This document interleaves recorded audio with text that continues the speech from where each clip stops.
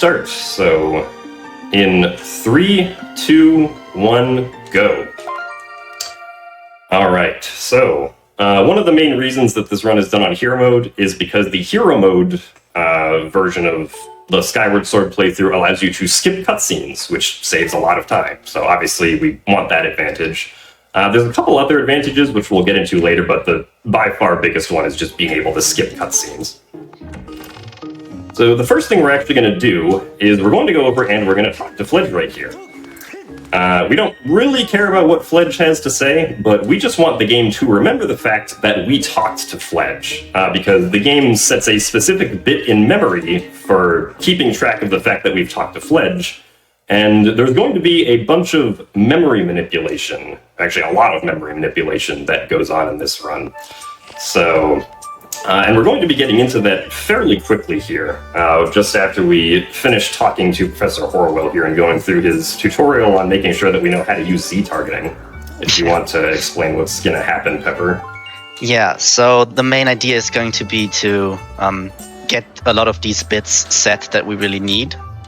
So sometimes we'll do actions that might seem a little bit random, like talking to Fledge there in other situations, but it all will come useful once we start using the trick that's going to come up here. So first we're going to save here, and then we're going to jump off the post up there, up the bridge, and take damage intentionally, and also dying intentionally.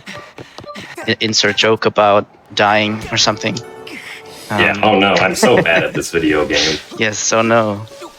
Jim, what are you doing? It's actually very convenient that this post up here just happens to be high enough to take damage off of, if we can run up it, of course. Went around it a little too much there. And then you can also see like another usefulness of Hero Mode, because we actually take double damage from everything. So this fall would usually be 1 damage in normal mode, but on Hero Mode it's going to be 2 damage, which is very nice, because jumping off 6 times is a lot more annoying than just 3. Can I actually run up the post this time? There we go. Alright. Link is dead. Or I guess Hank in this case, but... No, Hank. Okay, so now, we're going to be activating this glitch known as Back in Time, where I'm going to be continuing from the Game Over screen, and then I'm going to reset the game here using the reset prompt on the home menu button. And this is going to essentially drop Link into the title screen. So this is the title screen, and this is the Back in Time glitch, which we will be using a lot this run. Because on the title screen, we have the ability to both control Link while we have the ability to select our save files, right? And it turns out that you can do some pretty crazy things when you have the ability to control Link and select your save files at the same time, because our save files, when we select them, actually load data into the game as we select them. So we will be doing a bunch of fun things with this. First thing we're going to do is a trick called a bit save, where we're just going to save our file onto the title screen map here. That will be important in just a minute. And then if you want to explain what we're doing up here, Pepper. Yeah, so what we're going to do here is we want the Farron pillar on our files, but on a file too, but we don't want the tunic, which usually would happen after you watch the Farron pillar cutscene. So on this nice layer that we entered, the title screen layer, the goddess statue is actually open, so we can just enter here and get our goddess sword in Back in Time. Use it to open the pedestal and place the Farron tablet, or the emerald tablet, what's it called? And then we're going to start a file and then activate a flag right after that, or shortly after that. And that flag is actually going to carry over to our actual game file. So everything we do here don't get saved or anything, but everything we do shortly after we start a file actually will get applied to our file.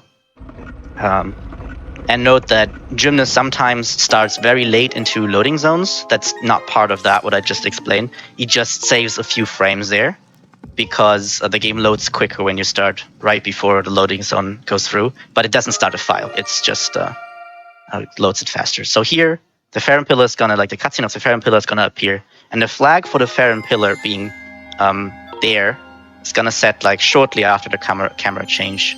So he's gonna wait for the camera change and then start the file. And everything that happens after, every flag that gets set afterwards, will get put on our file. And now this file has the Farron pillar. You can see that the Farron pillar is just right there. It's a little hard to see because of how washed out the colors are right now, because this is the title screen version of the Skyloft map, which very conveniently happens to have the goddess statue open, which is nice for routing because it means that we can just go get the goddess sword now. So as Pepper explained, we essentially want to have the Farron pillar activated, but we don't want to have the hero's tunic yet. Now, normally when you activate the Farron pillar, you're forced into like a bunch of cutscenes, which eventually give you the hero's tunic. And we don't want the hero's tunic because the flag that gives you the hero's tunic is also a flag that like progresses the game's story in a way that we don't want right at the moment. So with that glitch in Back in Time that we just did, we were able to get the outcome that we wanted of the Farron pillar, but no hero's tunic. It's also to note the reason why we were on this washed up layer there after we started our file is because we bit saved in that Back in Time section, which means we'll just be put where we bit saved after we start our file, which was that place and the layer there. Right, and this is a little bit unrelated, but I should also mention that I am a little bit sick right now, so you might hear me cough or sniffle or, do stuff like that because I am sick, so... But not sick enough to, like, not do it. So just a heads up, I suppose. So now... Anyway, now we're sort of going to continue with, like, the normal way that you do Skyloft, except we have the Goddess Sword. And this is going to enable us to skip having to get the training sword from the Sparring Hall, which is a nice little time save. So we go down to Bruce here. Yeah, maybe a good time to talk about stamina management. Yeah, so stamina management, for the most part, it's pretty simple. You generally just want to, if you use up all of your stamina, you want to let the first quarter of the stamina meter refill, and then just use up the first quarter over and over again, basically, because the first quarter depletes at only half the rate of the last 3 quarters. Of course, that's if you're running a long time without any stamina fruit. There's a lot of stamina fruit on Skyloft, so that doesn't really apply here. And you also see me doing a bunch of rolling. Generally, every roll that we do, essentially in place of sprinting, only saves about a frame. But it does use more stamina, so generally we only want to roll if we have the extra stamina to spare. Or if we're, rolling into a cutscene, like right there. Yeah, so you can see we want to obviously save our Loft Wing in order to call our Loft Wing, otherwise we can't really get to the sky. But we actually want to get a file to the sky that's before saving the Loft Wing, which is gonna be a little bit more complicated. So first we're gonna take damage here because we want to do Back in Time later, so taking damage is convenient here with the Chew. And then in the outside we're going to save and copy our file. And the reason we do it is that we have a file before saving the Loft Wing. Because we're about to save the Loft Wing. Still get the cutscene here so we don't have to watch it again with the other file. And after that we'll copy, and then we have a file with no Loft Wing, and then the other file can get the Loft Wing. Right, so essentially the file that we're trying to set up here is we're trying to set up a file which has the ability to dive off of our Loft Wing, but has not yet saved the Loft Wing. Which sounds a little bit weird, and I know the beginning of this run is extremely confusing, even for us. Yeah. Yeah, so the main idea is if the file before the Loft Wing gets into the sky, it won't load the Loft Wing tutorial that we'll see soon here, because it doesn't have to save the Loft Wing, so it will just be the default sky, which will allow us to get a fight trigger which activates diving. And that's basically our goal here. But for that we have to first save the Loft Wing normal, so we have at least one chance with that file to get into the sky.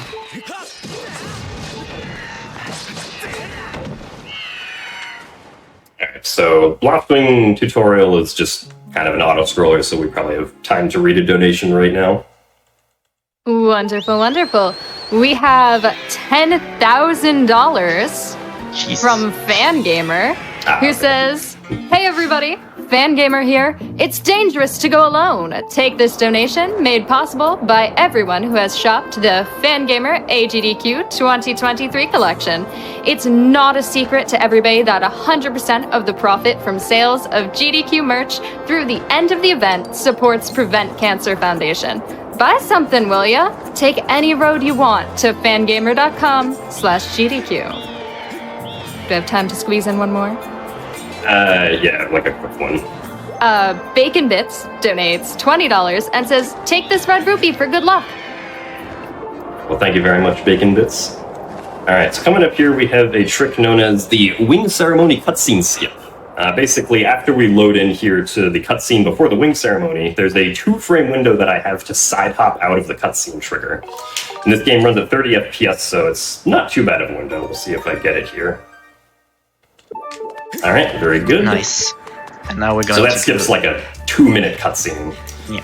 And now we get to one of the most complicated uses of back in time in the run, so take it away, Pepper. So we want to go into the sky with a file that doesn't have the loft wing. So we have to use bit, because in bit we can actually get the ability to jump off our loft wing by just saving a file that has the loft wing saved, which we just did with our file.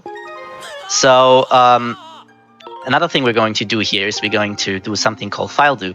So we select file 1.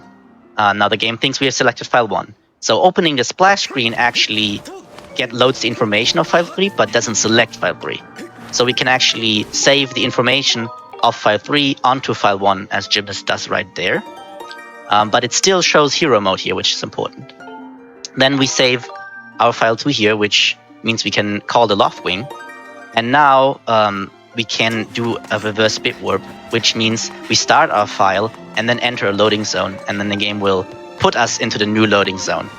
And right here we're going to use this new hero mode file that we still have, although it has the information of file 3. And this allows us to load the area normally. So we start, enter the loading zone. So now file 1 with the information of file 3 is in the sky.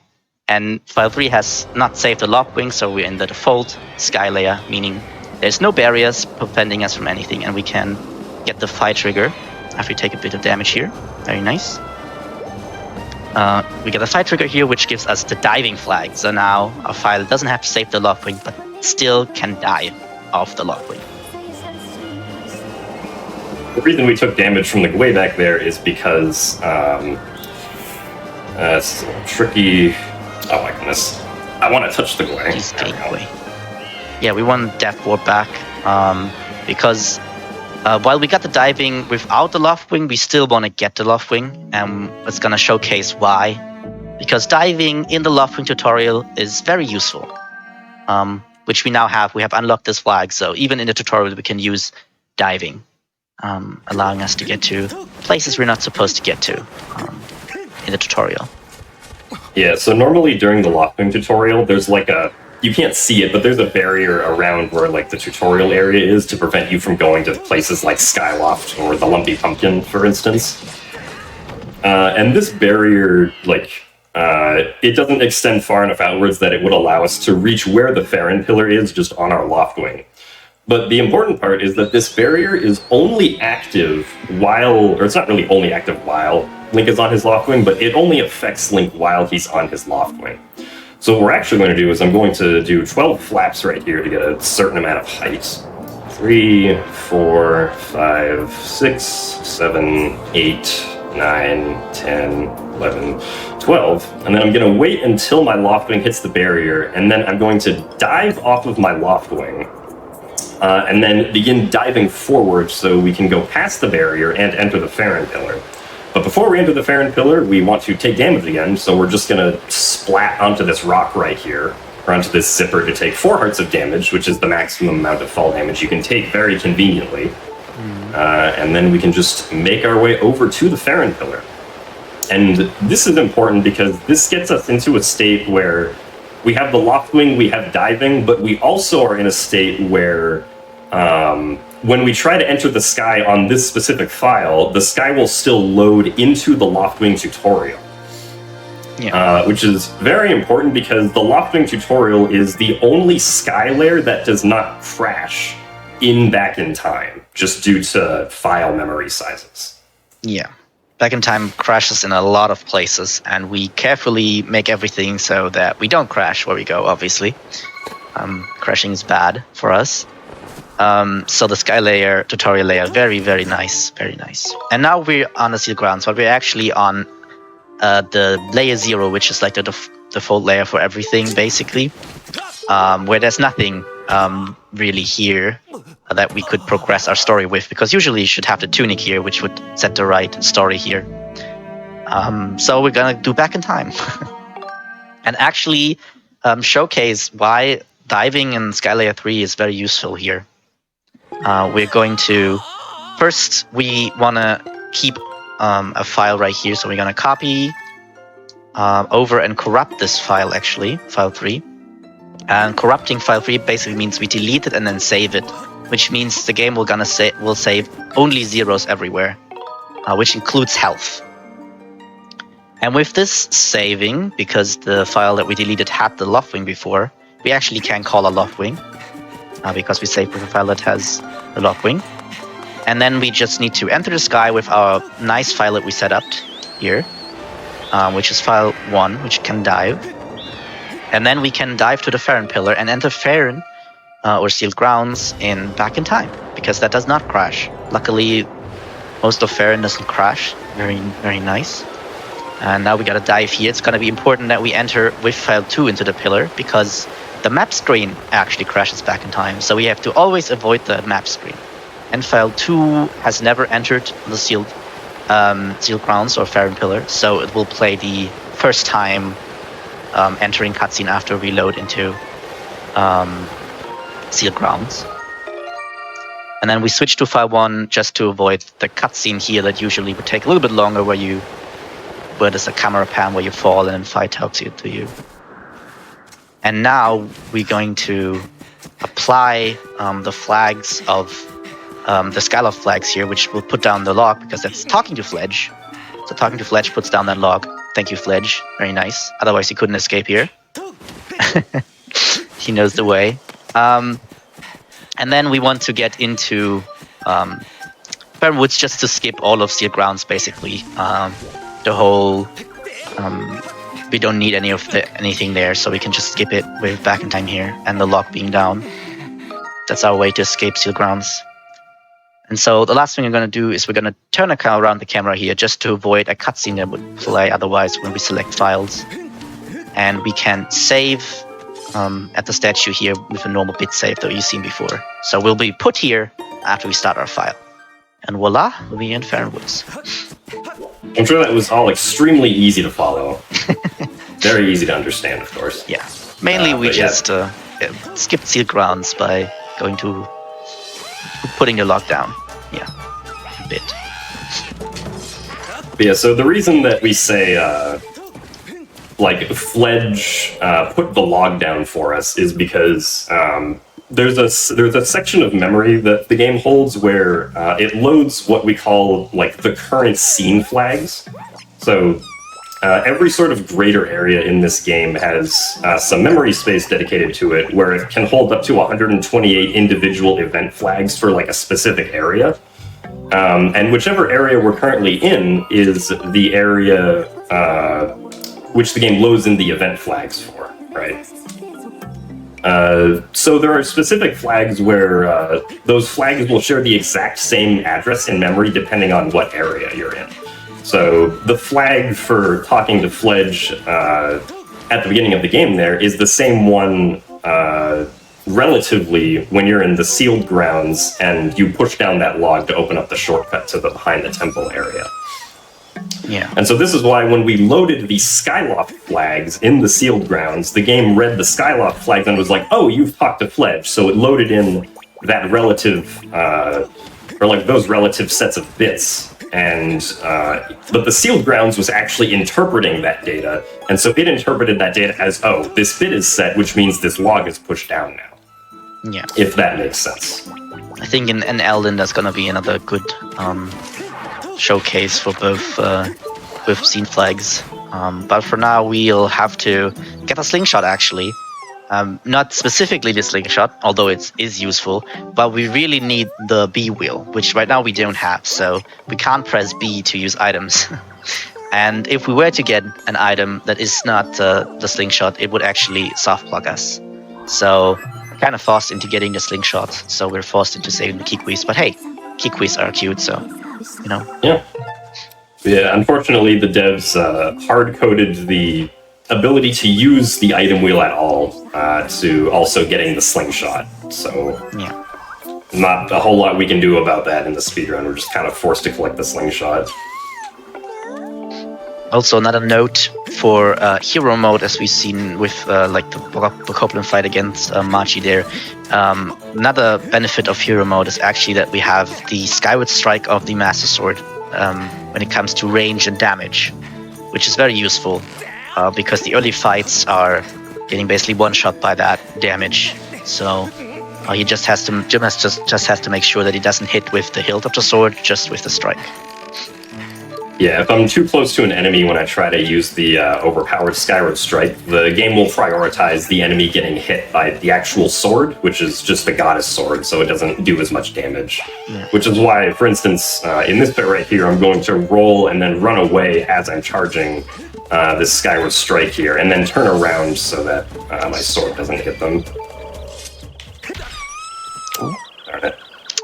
Almost. There's a really kind of silly 1 second time saver you can get there if you bonk into the tree on a specific frame. Yeah, looks very funny, but it's frame perfect, I think, or almost. So, you know, hard to get, but we can knock Lobster down now. Well, so we're pretty much just gonna go around collecting the rest of the kikwis, so we can probably rattle off some donations now. Perfect timing. I do have some Kikwi relevant donations for you. Excellent. We have $15 from Nat, who has written you a poem, Jim. Roses are red, violets are blue. May all of your splits be blue too. The entirety of the Jim chords with you, Jim.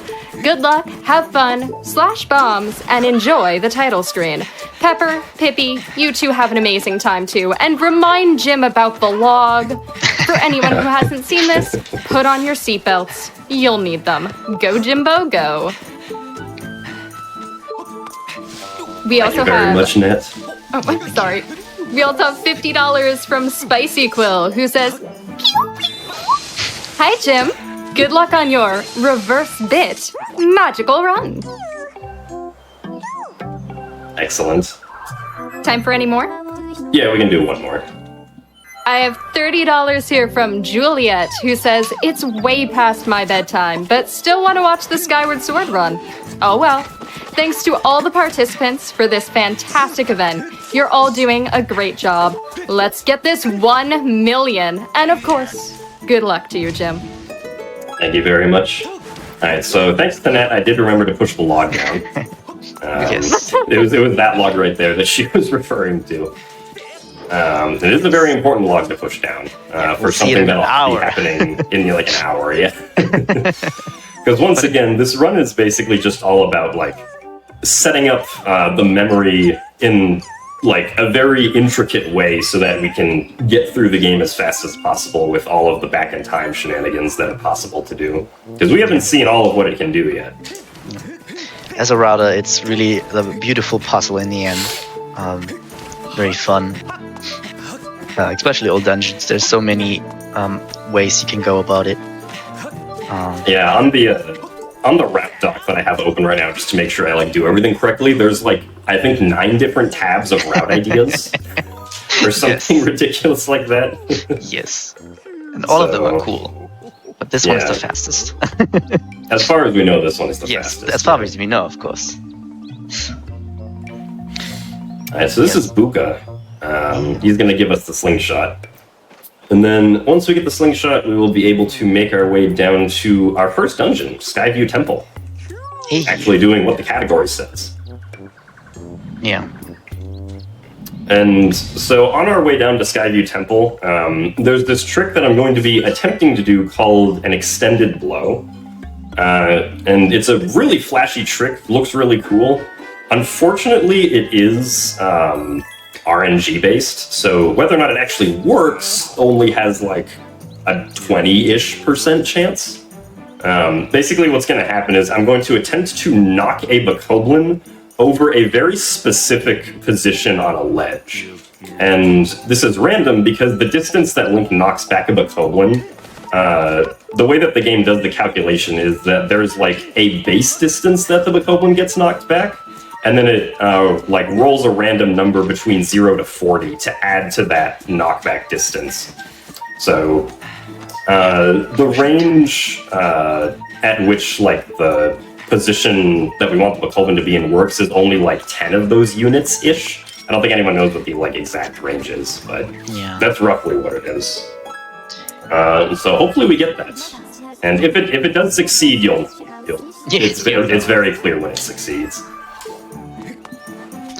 Yeah, and first for that, we'll have to stun the first bokoblin with the slingshot, because he would otherwise call all the bokoblins to move, and we want the one bokoblin we want to jump off to stay in the spot. So we'll stun the first bokoblin and then stun the second bokoblin that we want to use to do the extending blow. Okay, so this guy, so that guy has to get stunned, and this guy has to get stunned so that he stays in a consistent position. And let's see if this works. Unfortunately not. Bokoblin went too far. Now you can see cube warp. But yeah, now instead we get to show off a different trick called Cube Warp. So this trick, there's a goddess cube you can kind of see up there in front of the Goron. And what we're going to be doing here is we're going to try to aim Link's Skyward Strike upwards using this bokoblin, so that the Skyward Strike travels upwards over the ledge and hits the goddess cube. And this is going to be a bit tricky here with this camera angle. Okay. Nice. Okay. Yeah. Also only possible because of the longer Skyward Strike that we have in Hero mode. So very nice. We don't have to go all the way around the deep woods. It's a very long path to actually get around. We can also skip a Phi text trigger here by running off of that ledge in a specific way and then doing a jump slash just to get outside of its range. And now we can enter the Skyview Temple. Yes. Yeah, for the first dungeons, we just want to get Skyview and Earth Temple done to get all the pillars up. And after that, we can more freely choose our dungeons. It just makes sense to get all the pillars up before we do anything more. So, going to save right here, and whenever we save, it's very likely that soon after we're going to die. So, this is exactly what's going to happen here. With little keys here. Thank you very much for being here. Yeah, we'll try to have him like cornered a bit so he like charges quicker at us. Very nice here. Yeah, Link's death animation is also like a little shorter, or like he dies slightly quicker if you're in first person. Yeah. Also, for the rest of the back-end times in the run, I didn't explain this earlier, but I'm using the reset button on the Wii console itself to reset the game, because doing that is faster than having to go into the home menu and press the reset button. So for this back-end time, we're going to be doing what's called a bit warp. So first I'm actually going to do a different trick called Bit Magic, where I'm going to load File 2's flags and then bonk onto that tree to like actually load them in. So that those effects actually get applied to this map. And that opens up this set of gates right here so that we can run through without having to void out. And this right here is the bit warp, where I'm going to save and start my file at the same time at the Upper Academy statue here. So what this does is this is actually going to spawn me in the Skyview Temple, but it's going to spawn me at the coordinates that I saved at back in time with that statue. So it's sort of like I was able to just jump through most of Skyview Temple without actually having to do it. But it's important to note that the file, my first file is technically saved at Skyloft right now. It's just that the loading process for loading the area that the file is saved in happened before the file was actually saved at Skyloft. So the last place it was saved was just used, which was Skyview Temple. Mm-hmm. And the reason we got into this room right here is to reload the other room we just came from, because we jumped so far ahead into the dungeon that the game did not have everything loaded yet. So by going into this room transition here, back and forth, we actually load, and you can see the enemies now appear, and especially the rope that we need to get over appears. And I think it's also a good time to we talk about bit warp and reverse bit warp, because we did one reverse bit warp earlier, which was there was a lot going on. So yeah, a bit warp basically takes the coordinates from back in time and applies them to the map where our file was playing on. And a reverse bit warp is taking the coordinates from our file that we have and apply them to the map we're loading into. So that's basically why there's reverse bit warp and bit warp, because it's kind of the reverse in a way. Yeah, I know we just said that if we save, we're probably going to go back in time. That one back there is just a safety save, because if I accidentally die, to Girahim, I'm surprised that missed. Or to Ubakoblin here, we would get sent back to the beginning of the dungeon, and that would be really slow. So it's definitely not the best. So yeah. So now we can get the boss key and beat the dungeon. You can actually use the vines back instead of the normal way that you would go. You can just jump to the vines here and get back a bit quicker. The vines are a bit tricky, but Jim is obviously an expert, so he does it easily. Same with the boss key here. It always has the same position at the start, so Jim knows how to move the Wii remote to put it in. Nice H. Yeah, thankfully the boss key orientations aren't randomized or anything, so it's just I know for this one I just have to go like that, and then it'll be in the correct position. Alright, time for our first boss, Girahim. So the first phase here is pretty simple. We just want to bait Girahim to hold his hand one direction and then slash it from the other direction. Do that just 4 times. And so we'll finish off phase 1. We do have to wait a little bit, otherwise Girahim will try to counter us. Now for the second phase, we generally want to, after we try to get off this first hit here, okay, no, he jumped away. Darts, that's not what we want to see. There we go, that's better. So from here on out, we generally want to do slash quick spins, because generally the game will apply a damage multiplier to the 3rd or higher hit that we do on Girahim, and we want that damage multiplier to apply to the quick spin instead of just a regular slash. So that's why we're doing these specific moves right here. And that cuts off having to do one cycle compared to doing quick spin slash instead. Yeah. And darts are just bad. We just don't want darts, because we can't really damage. Thankfully that fight wasn't actually too bad, except the beginning was a little slow, but once we got past that, he just kept on doing the sword counter, which is the fastest move we can hope for. There we have it. Beat the first boss and almost finished the dungeon. Just need to hit the crest and get our ruby tablet.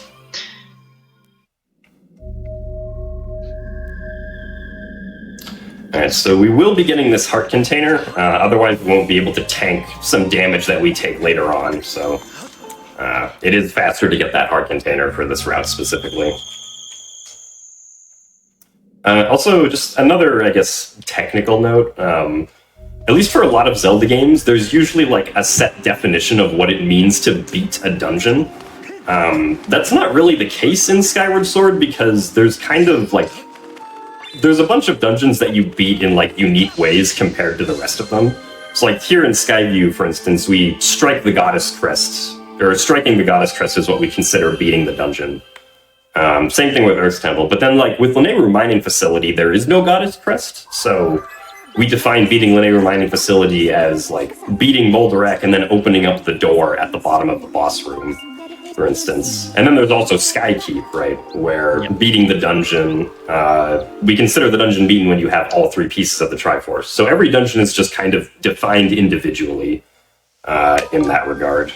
Yeah, the idea is just to stay true to having fully cleared the dungeon, basically. Yeah, and there weren't really any arguments as to what the dungeons were. It was pretty clear to everybody what all the dungeons in the game are, at least in the speedrunning community. Yeah. So right here we saved and quitted there, so we don't get the Machi cutscene where it talks about Hey, I see you again. And we instead started file 3, which is our corrupt file. So it has everything set to 0, meaning health as well, meaning we die immediately, allowing us to do back in time, which is very nice because we want to get the next pillar here in this bit as well, and also not get the tunic. So we're going to do the same thing with Fair and Blood. Just this time we actually need to first commit the flag of file 2, and then also with getting the rupee with file 1, we commit our inventory. So now the game in bit knows all the inventory from file 1, which includes the ruby tablet we just got. So for the Farron pillar, that was not necessary because that's always something you can place. But the ruby tablet and everything after needs to be like that. And we also saved file 1 because obviously it's closer to Eldin to be on Skyloft, so we would save file 1 on Skyloft.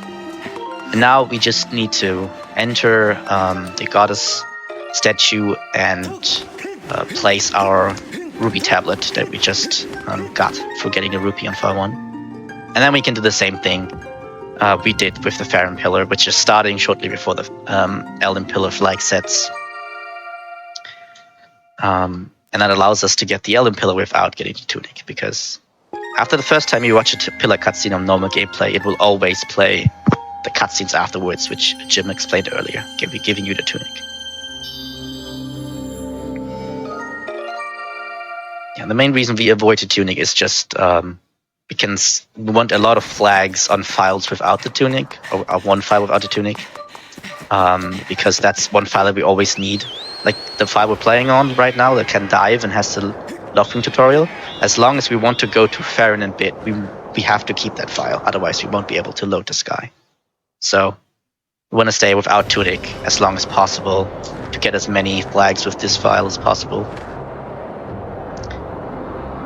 Yeah, so now we're in the lofting tutorial, and you can't speed here with pressing A, but we still can dive, and we can actually get out of the barrier with that and reach the zipper here and call our lockwing into the zipper, and then the game will try to pull us back into the barrier from the lofting tutorial, although it's a little bit annoying. Right, there we go.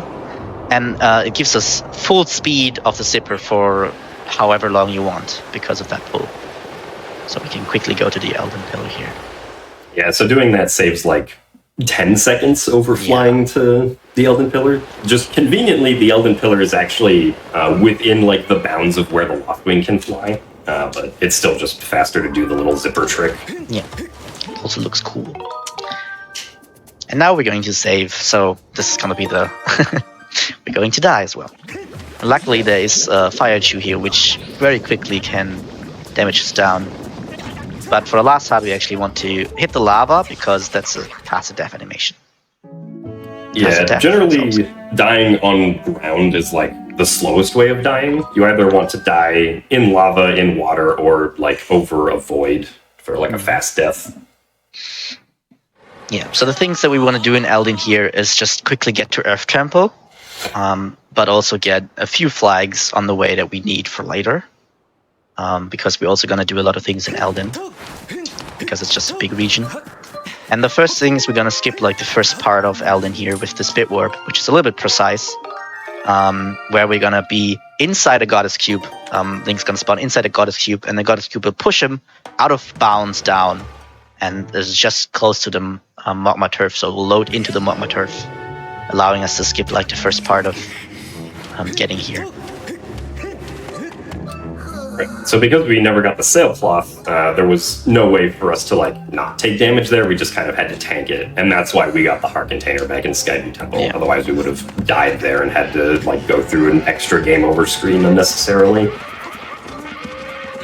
All right, so this is another example of the Skyward Strike being overpowered. So if I group all these Bokoblins together, I can just defeat them all in one Skyward Strike. So that was very good, pretty fast. Now we can get to the digging bits. Yeah. So the next thing in our way is going to be the Earth Temple door, in order to get into Earth Temple, which is going to showcase the first RBM in the run, which is a very powerful, well, the first scene flag RBM to be correct. which might be a good time actually to explain the differences a little bit more clear again. There is basically story flags, which is like something like the Fair Pillar, where like all regions need to have them. It's like a global flag. And then there are flags like scene flags, which was like a log or talking to Fledge, which is only really for the area important. And for story flags, to get them through bit, we just have to do what the game actually wants us to do. But for scene flag RBMs, that's a bit nice circles. Link just running around in circles. Anyway, continue on, Pepper. For scene flags, we can actually get a scene flag on Skyloft, like scene flag 33, and that's going to mean something else in every region that we're going to apply it to. So in Elden, scene flag 33 is going to mean something completely different than on Skyloft, meaning that we can get stuff that we're not supposed to get, which is actually what we're going to do now. Going to get scene flag 33 onto Elden. Right, and this all works because, as I mentioned earlier, the game uses the same memory space to load in what the current scene flags are for whichever scene is currently loaded. But we can sort of like mess with that during back in time, right? So when you're in back in time, you start off on the Skyloft scene because that's where the game, like that's just where you are, so that's what the game loads, right? But when you select a file in back in time, the game actually changes your scene index to be whichever one that the file is saved in, right? So when I select the Elden, or when I select file 1, which is saved in Elden right here, the scene index that it chooses is actually the Elden one, right? And so what RBM essentially does, or reverse bit magic does, is we choose the file that we're going to RBM onto, in this case, file 1, which loads the Elden scene index, and then as the file is fading out into actually loading, we can apply the scene flag that we want, which in this case is going to be the one corresponding to opening up this shed, and the game will see, okay, so you're loading this specific scene flag on the Elden scene. And so then the scene flag will be active in Elden, and it'll just do whatever that specific scene flag means to do in Elden. And also with the next bit, we can perfectly showcase bit magic, which, reverse bit magic, because in this case, we just got flag 33, which is opening the shed on file 1. So now, when we commit file 1 flags by, for example, blocking a tree or selecting the statue, then it will open the shed, right? Because we just saw what we did, and it's basically just the reverse of it. It's applying it to back in time. And not only the shed flag, but every other flag that file 1 has, which also is the flag for the patrol door to be open, which is actually talking to the Mogma before the bridge. So, because we did that on Elden, and now we committed that to bit, selecting file 1 will mean that the door to patrol will be open, allowing us to enter patrol's home, which we need to do right now.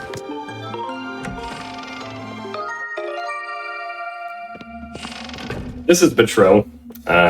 He's very scary, so I'm going to pull up the WeMotion Plus tutorial prompt so we don't have to see how scary he is. Whew, that was close.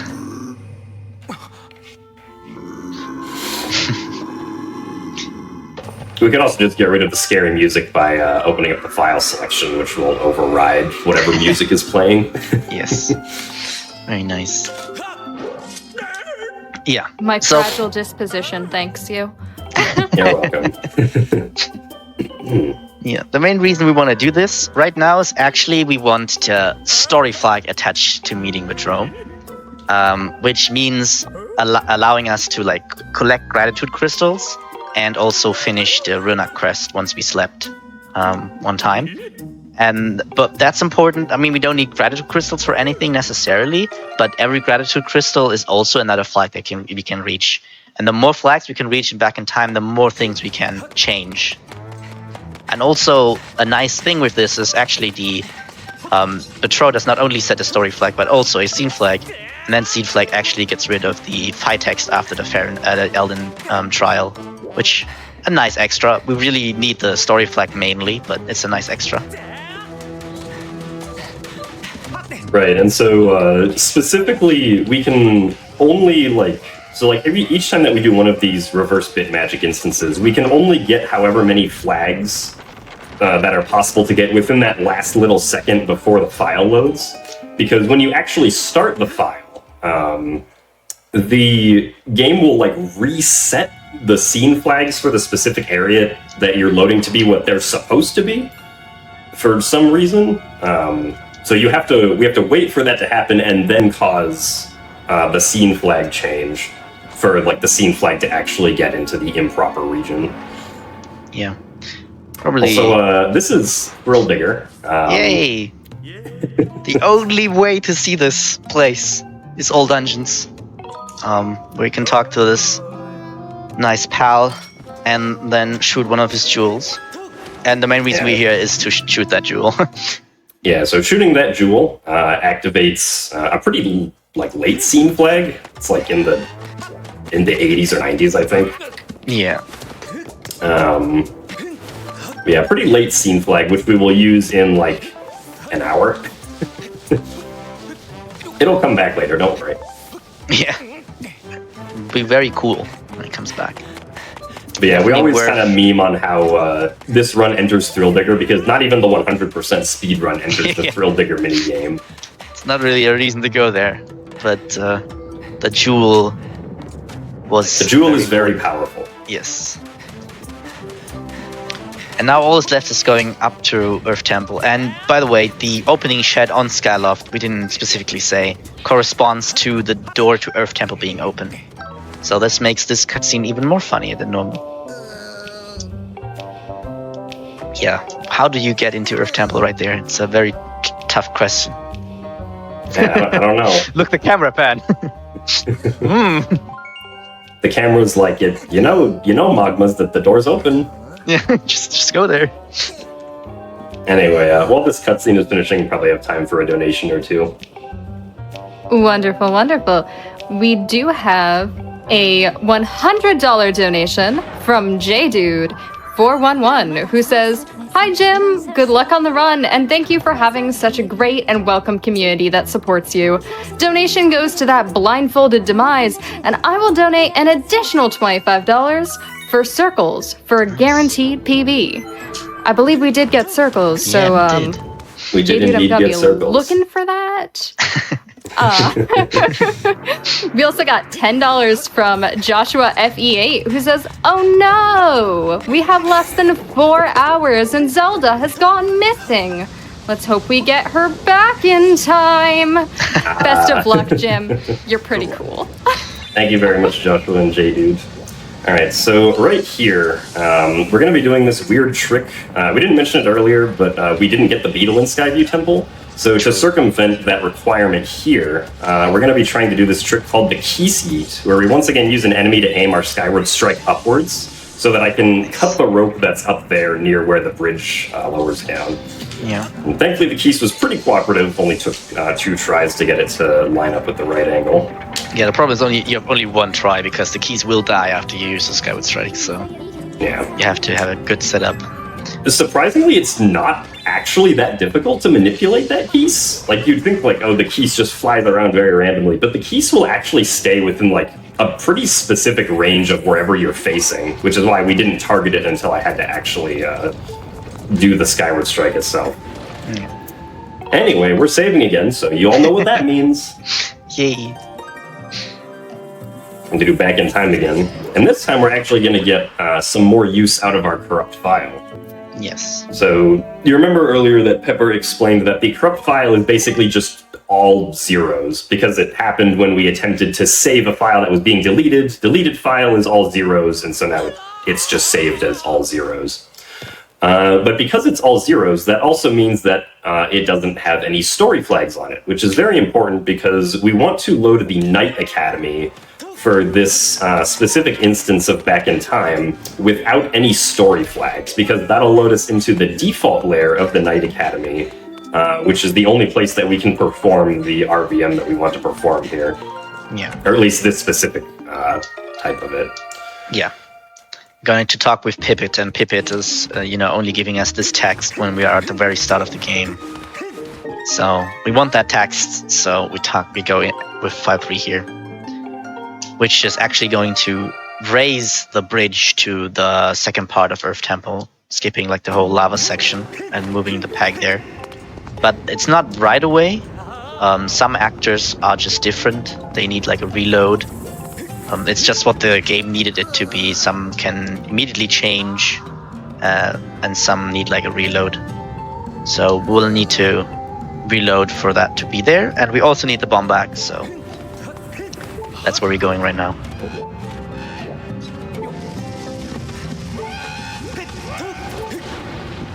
Yeah, didn't quite get far back enough there. If I threw the bomb from the correct distance, I could have skipped this like little camera cutscene. That's fine, it's only like a few seconds. And also another cutscene here that we can skip with the slingshot by hitting the Los Alphos. They will not have the animation where they like attack you or like, I don't know, look angry at you, move towards you. So we can immediately start the fight. Well, we just basically want to knock them back and do them with a final blow. That was about as good as RNG as you can hope for. Because ideally the Los Alphos will do the big jump back and try to like shoot fire at you, and when they do that, they're just completely vulnerable, so I can just walk up and knock them back with a quick spin. Now we have the bomb bag. Yeah. Well, we obviously will give it back. Yeah, of course, yeah, we're gonna give it back.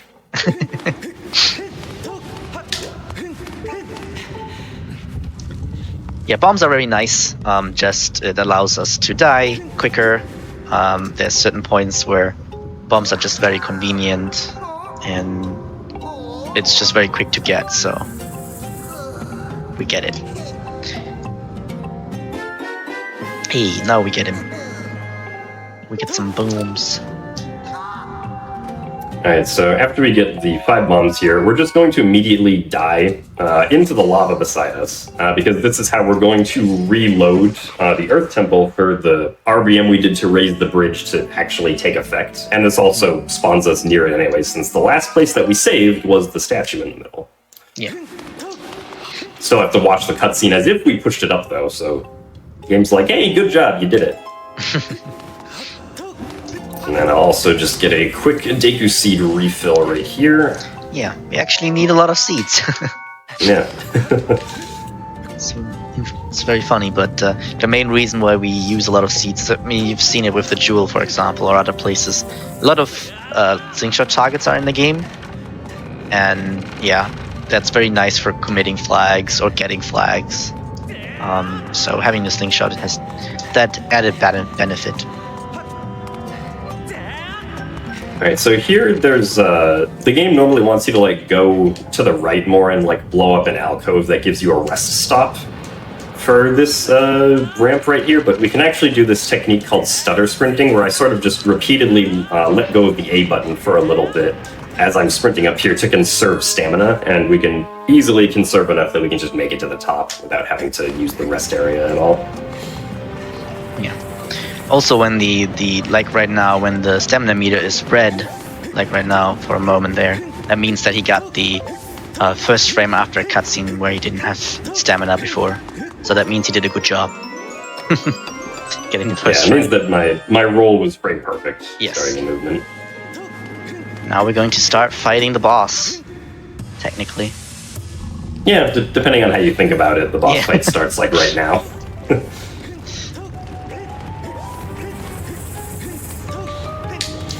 Yeah, so it's pretty easy to avoid getting rolled over by the boulder, at least right there. But the boulder will come back. Alright, so now we're just going to basically open up the boss door and make our way to Skaldera. Actually, I guess Skaldera will follow us in there. But yeah, so we have time to read maybe like 2 or 3 donations. Wonderful. We have $50 from The King's Pride, who says, "Oh hey, there's an incentive for Snake Eater? Well, we've got to meet that. Shoutouts to the Age of Calamity community, and can I get Oh, this is specific. A regular QQ, a long Machi Q, and the big one, Buka QQ. Thanks. Well, I can give you the first two. I don't know I can do the third, but have fun with a QQ. I think I could do the third. Yeah, let's go. Pew, pew. Oh. Oh, I got a laugh for free. We also have $100 from the bean seller, who just says, "Good luck, Jim." Thank you, Bean Seller. Time We for have time one or for two one. more? One more. One yeah. more? You got it. We have $30 from Harmjan, who says, "Good luck on the Skyward Sword, Jimbo. Nothing like some back-in-time action to have a good time." Thank you very much as well, Harm. Alright, so now it's time for the second boss of the run, Scaldera. Interestingly, one of the harder bosses to do correctly in the speedrun. Scaldera's damage calculation and the way that Scaldera will try to make the fight harder as you damage him more is kind of weird. So we essentially just want to try to skip the part of the fight where Scaldera runs up to the top of the arena with his really long legs and then rolls back down, because that's kind of slow. So we're going to attempt to do damage in a very specific way here so that we skip having that cycle happen at all. Okay, Yeah. it's almost late there, but still made it, thankfully. And then the We're reason... doing... Yeah. Go ahead. The reason we can do different types of damages is because we have both Skyward Strikes and normal strikes. Meaning that we can do Master Sword damage or Skyward Sword damage, Goddess Sword damage. Yeah, this unfortunately was not 100% perfect, Yeah, but it's a little too close to Scaldera on one of those Skyward Strikes, so the game used the actual Goddess Sword as the priority there. yeah. But now we can do this. Yeah, there we go. Nice. Not too bad. There is a moment there where you can hit the eye while he's getting out of the rage mode. So we can hit him early. Yeah, so yeah, other than just being slightly too close for that one Skyward Strike, that was fine. Usually, actually, I think what happened there is usually you can get both, the Sword Slash and the Skyward Strike to do damage, but the problem was, Scaldera's rocks, blocked the Skyward Strike somehow. Yeah, probably. From that angle, which was just a little strange, but not, too bad of a time loss. Yeah. And then, as we go to the end here, we'll be picking up some more bomb flowers. Yeah. Interesting note about the doors at the end of these dungeons. They're actually on this weird cycle where they glow and dim periodically. But if you've ever heard of the Super Mario Bros. Bus metaphor, it's kind of the same thing here, where the door will only open at the lower, whenever it's glowing the least on the rise and fall of how bright it is. So as long as you open the door any time before the next dimming part of the cycle, you just have to wait for the dimming for some reason. I'm not sure why they made it like that, but that's what it is. Yes. Now if you finished Earth Temple, 2 out of 7 done. And now we actually have all pillars. And with this pillar, we actually do want a tunic, because obviously there won't be any more pillars after this. And at some point, we need the tunic to get rid of the barriers, especially when it comes to going to Lineru, because the Loftwing tutorial does not allow you to get to Lineru even with diving or anything. Yeah, it's just too far away, basically. That's what we're going to do right now. And in fact, it's, as you see in another bit, we just saved the prompt here. First, we're going to copy. This is a very important copy. Now we have the file that we're going to use for the rest of the run, allowing us to go into the sky, because now we're getting a tunic. And that file has also Elden flags, which is nice. So this is the same scenario as the Elden Pillar. We commit Scala flags, and we also commit inventory flags to get the Amber tablet, so we can place it. But this time, instead of RVMing the story flag for the Linear pillar, we actually want to reverse bit warp into the pillar cutscene. And the main reason is there usually is some file text in the goddess statue telling you that you placed a pillar. So by, doing it in bit and entering the file that doesn't have the pillars placed, we don't get the text and we save some time that way. Now he's going to start a little bit earlier, to get before the transition starts, and then the transition starts, and you're now in the cutscene, as you can see. Yeah, and the reason that it didn't had any coordinates is because we were at a save prompt, and the save prompt will just load the transition normally, which is very nice because that way we can play the cutscene normally. Now we have the tunic. Yep. All right. So now that we have the tunic, the next logical step is we're going to take a nap. Yeah. This is necessary. Yes. But it's the effect of this won't be shown for like an hour and a half almost. Yes. Yeah. I thought you just got tired. Yeah. I mean, Link was probably tired after doing 2 dungeons in his regular clothes. Yeah. Headmaster was like, "Nah, I'm out of here now. I need to stay around for him sleeping." Anyway, now that we've completed 2 dungeons, according to Fledge, it's time to actually start off on our grand adventure now, and we're going to get the adventure pouch from him.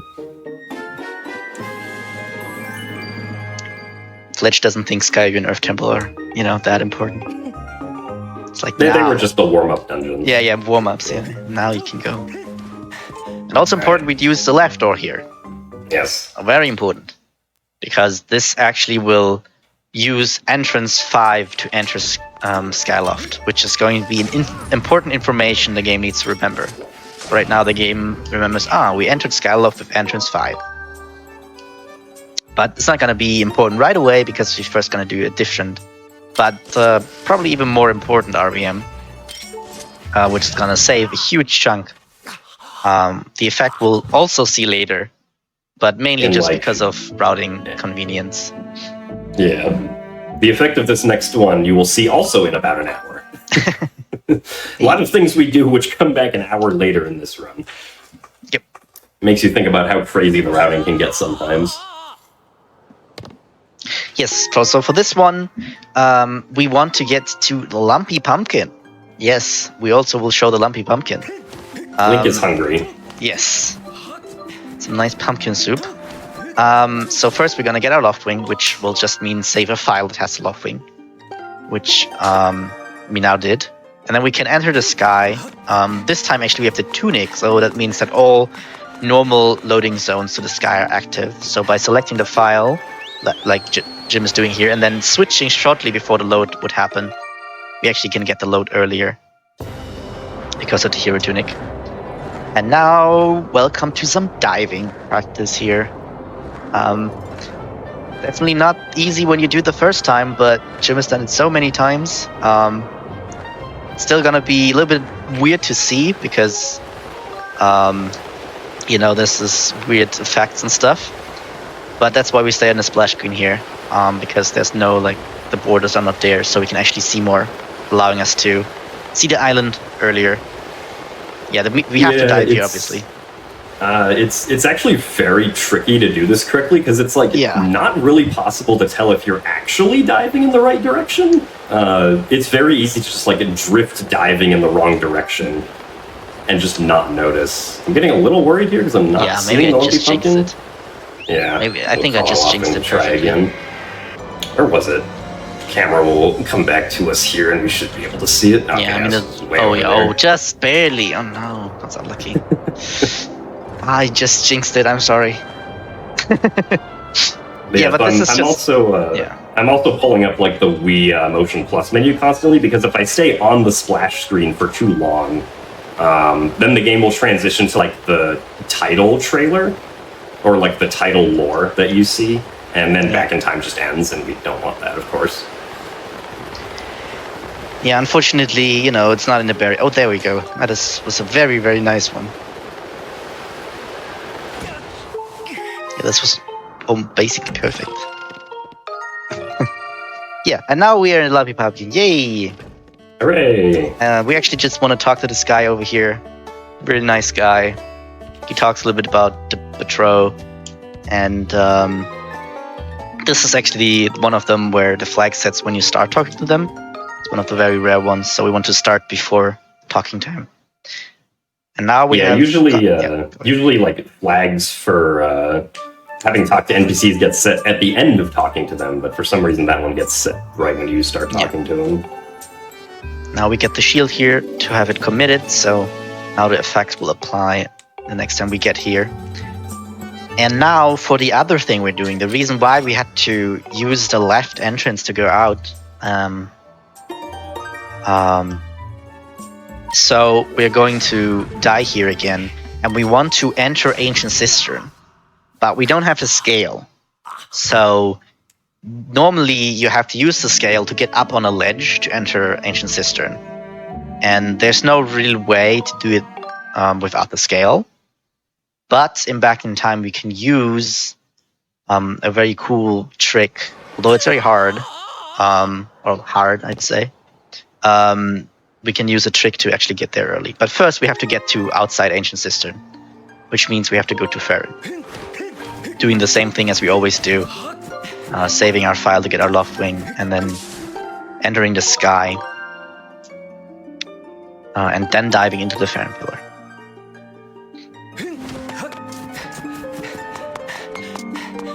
Yeah, so same idea here, selecting the Hero Tunic file to get all sky loading zones, and then switching shortly before the loading happens, allowing us to quickly load the sky. And now we're also very close to the Farron Pillar, so we don't need to do that many flaps to fly into Farron Pillar. Yeah, thankfully the Farron Pillar is a lot closer than the Lumpy Pumpkin, and it's not like really high up in the air. Yeah. So now again, the map screen crashes, so we have to have file 2 last selected, which is what Jim just did there. And now after the clouds, we want to switch back to a file that has seen the intro cutscene, so you have less, like you don't have the cutscene there playing at the start. And now we just want to get all the logs down on our way. We have a lot of flags now. We have Skylar flags on file 2 and Elden flags on file 3, so we have many, many, many flags we got. So we're going to use file 2 here, get this log down, which is still Fledge. Thank you, Fledge.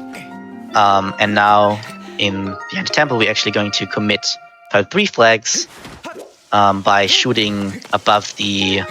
I didn't enter with file 3, so I don't have the slingshot. Sure. Well, that's fine. It doesn't change too much. We have to actually push this log. Saves maybe like 5 seconds. So, not a big deal. Just shows that, file 3 can also do some stuff for us with the Elden flags. And now we're actually very important. We're going to bit save file 3 here, which means it still has Elden flags, because the effect will only really affect it once we start it. But once we start it, it will be in Farron. So it has Elden flags right now, but once we start it, it will be in Farron, which is very nice. And now we can just enter another lockdown and enter outside Ancient Cistern. And now, in outside Ancient Cistern, we're going to die. In Back in Time, we're going to die. And then we're going to start shortly after pressing continue, which then the game will try to continue us on the map we're on the outside Ancient Cistern, but it will use entrance 4, which is the thing we just saved. Alright, nice. I needed to be silent for a moment there because there's a sound cue and everything. It's a pretty tight 2 frames, but he got it. So that the game is for like a brief second, the game entered the outside Ancient Cistern on entrance 4, which was the entrance we used to enter Skyloft, which triggered the cutscene, which would normally play when you come from there, from the Ancient Cistern side, and skipping that will put us into the Ancient Cistern.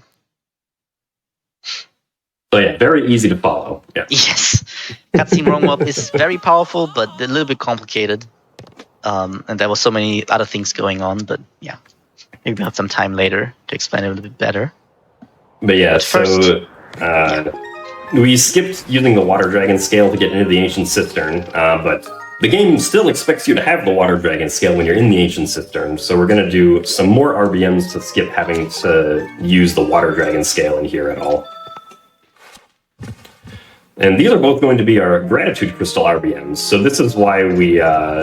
this is why we RBM'd the Betrow flag earlier, so that now we can get these Gratitude Crystals to appear on Nighttime Skyloft. in back in time here, and then we can RBM the scene flags that they correspond to. Yes. We're going to do this one down here. Yep. We're going to start our file and then collect the gratitude crystal. This is going to open up the locked door that you just saw briefly on the left side of the screen there. But we do have to commit it first, so we have to... The only thing we can really do is pull this lever. So, Yeah. a little slow, but Yeah. ends up being the fastest thing we can do. With a lot of And then gratitude we're going- for Ancient Sister. Yeah. Great dungeon. And then now, we're going to do a second RVM. This one is going to be a different gratitude crystal. It's going to be the one by the Lumpy Pumpkin Patch. And this one is actually going to open up the boss door for us so that we don't have to go get the boss key. And this basically skips like the entire dungeon because now we just have to go to the center, get the whip, and then go up to the boss.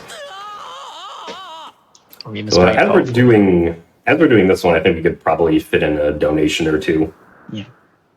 Wonderful, wonderful. We have $25 from Arc Prefect, who says, "You're the reason I got into the whole speedrunning community years ago, and it's been a fantastic time ever since. Thank you for all the amazing runs, and remember, circles or restart." Thankfully, we don't have to restart. Yeah. Yeah, nice. Yeah, nice. didn't know that one was that high stakes. Also, $25 from 64-Bit Link, who says, "Good luck, Jim, on the run, and the title screen, Shenanigans. Let's get that blindfolded demise incentive met," which is a great reminder, chat, that we are so close. We're less than $2,000 away. Do you want to see that? Because I think we all want to see Jim Yeah. not be able to see. Yeah? That's Yes. Yes. Please. simpler than RBMs. Got it. Time for any more? Actually, so unfortunately, I kind of missed the gratitude crystal there that I was supposed to collect as I was doing that. So yes, we have time for more now because I have to do the same thing over again. Wonderful. go.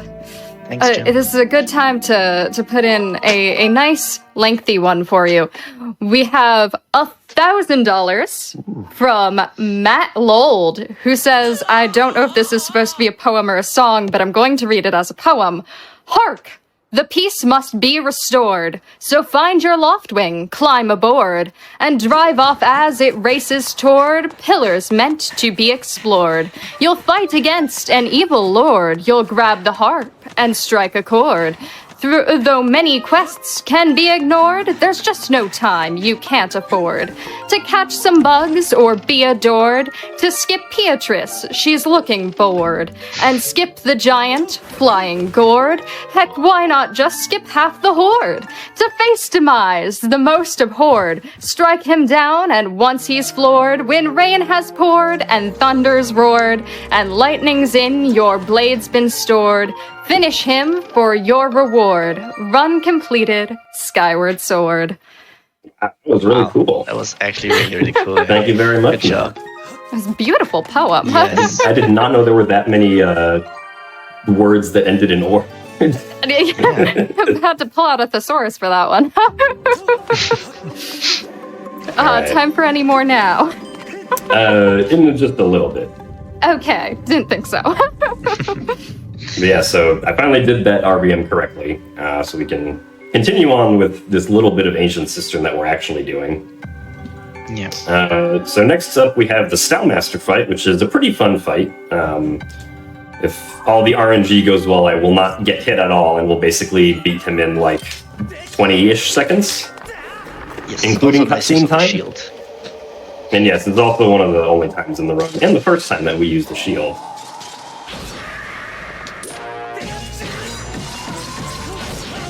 Oh wow, he missed. I was literally right in front of him and he missed. Is he that bad? Apparently.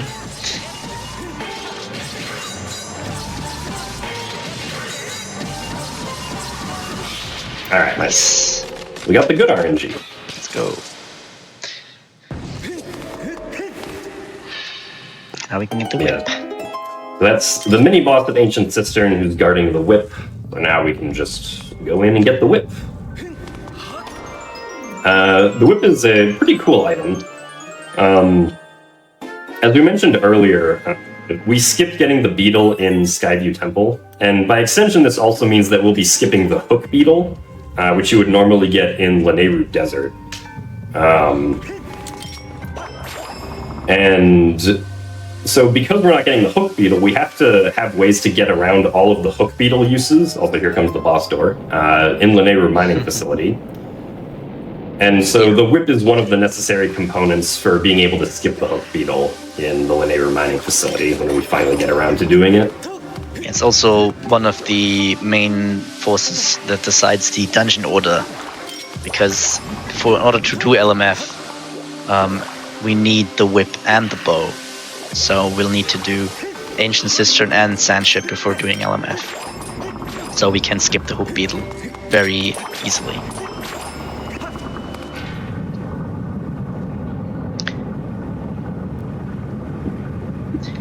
Now we are going to fight Koloktos. It's a very cool fight.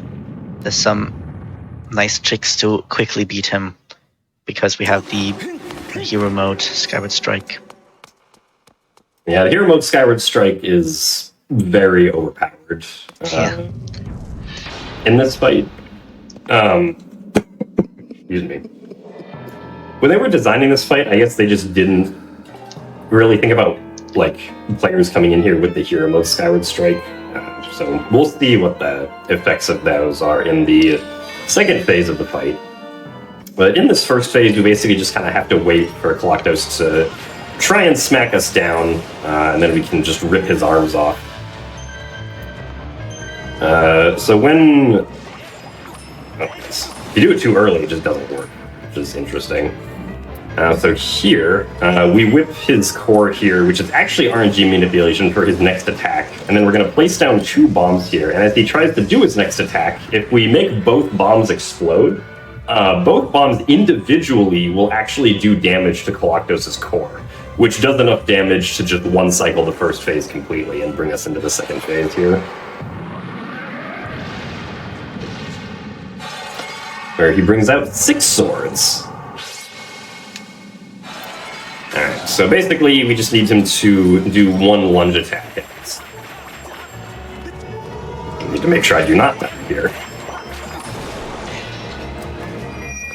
And then we want to use this sword just to open up his core so that we can perform some Skyward Strikes on it. Pretty much every other weapon that you would normally have here only does like 1 HP of attack damage, but they just didn't take into account the Master Sword Skyward Strike that we have in hero mode. So just 2 Skyward Strikes and that's it. Yeah. What would normally be like a minute longer second phase of the fight. I don't know. Almost done the 3rd dungeon. Yep. I think so maybe this part container, we don't want to get. Yeah. We won't be ignoring it. It wouldn't be like a huge deal if we did get it, but it's just inconvenient because, wouldn't you know, we're going to be doing more back in time in just a little bit. Yeah. I never would have saw that coming. I know, there's a huge plot twist in the route. Oh, yeah. Might also be a good time to talk about the cutscene warm-up again, as there was a lot going on.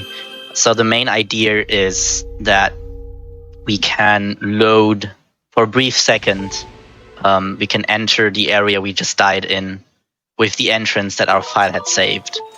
And if we load an entrance that has a cutscene attached to it, we can skip that cutscene in a brief second.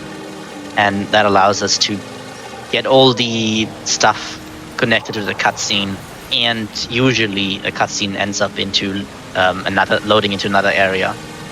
So usually it means we can also load into another area. And for example, in theory, it's also possible to do credits warp with this trick, which is very cool, although it's very hard to set up because the problem is just you need the perfect room and entrance to be available to you in a quick manner, which is not often the case. In fact, it's very often not the case. So yeah.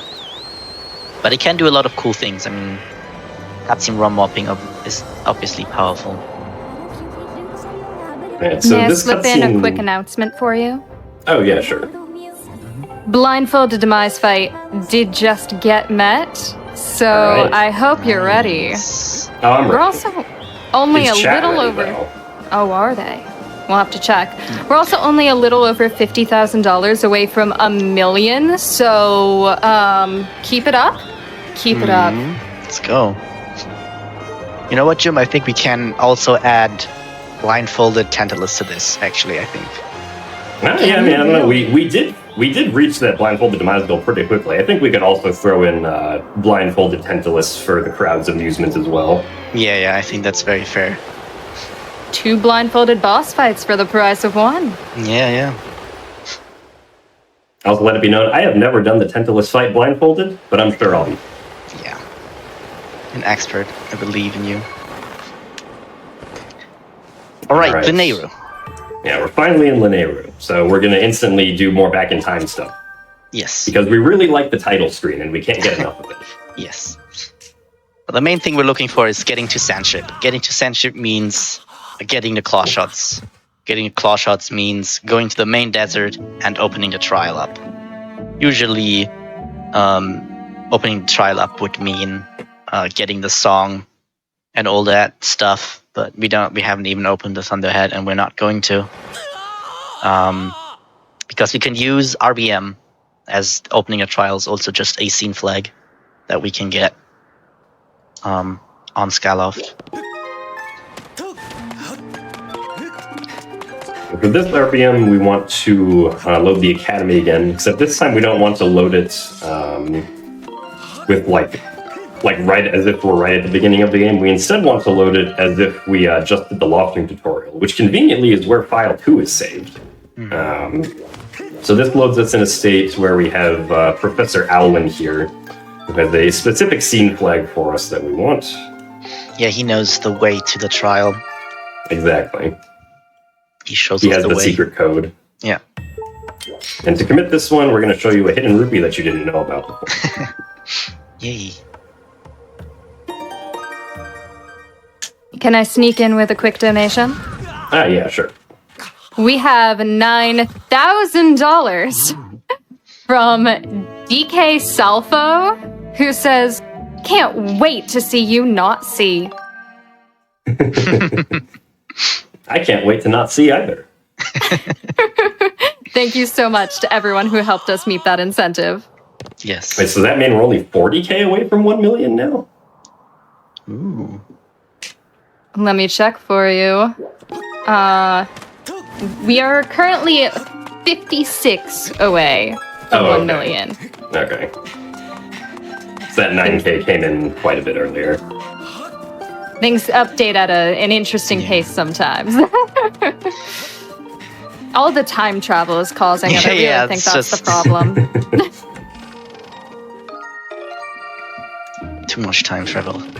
And this time we're going to open a chest. Yeah. One of the only chests in the game that has a scene flag attached to Ooh, it. what will we get? What will we get? Oh, sad. Well, No. We got a scene flag. got a scene flag. That's all we need. And this one is actually the scene flag for having a statue visited, because each statue, when you select it the first time, it also sets a scene flag so the game knows, oh, you have checked that statue so you can land at it. So, we're going to use that right away here. We're going to use the map screen when we re-enter Linearu. And it's going to show us a statue that we're not supposed to have. But with the scene flag RVM, the game thinks we visited it, so we can land at it. Yeah, unfortunately, not every statue is a scene flag. There are some statues that need to be known by multiple scenes, so those statues specifically are story flags, but all of the ones in Linearu, thankfully, are scene flags. So. Also, We can do you can this see here. LMF raised, but it is not actually raised. That's just because we beat Ancient Cistern, and the game just assumes that we should have beaten LMF at this point then as well. But, Yeah. We're going to raise Linearu mining facility, but not now. Sure we don't get killed by that guy. Yeah. another use for the shield. Yeah. Yeah, so the reason I don't have the shield just out the entire time is because both rolling and like doing a shield bash are the same motion. It's a shake of the nunchuck. And sometimes the game has to like infer which action you actually want to do if you have the shield equipped and are like moving around. So to make sure that we always get a roll when we want to get a roll, we just have the shield unequipped unless it's absolutely necessary.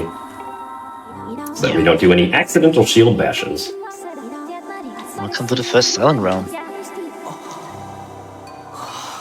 The main idea here is to just get the tiers in the fastest manner, which is usually like a circle around the map, if it's conveniently possible. So that's what we're going to do here. There are some places in the quicksand that are just traversable, just like the normal the neighbor map, which Jim knows, so you can just use them to quickly get to the left side here and start the circle. Yeah, so the trials are actually pretty cool, I think. Especially in speedruns, they're pretty fun. I know a lot of people have fear of them, but when we know what to do, they're not too bad. Yes.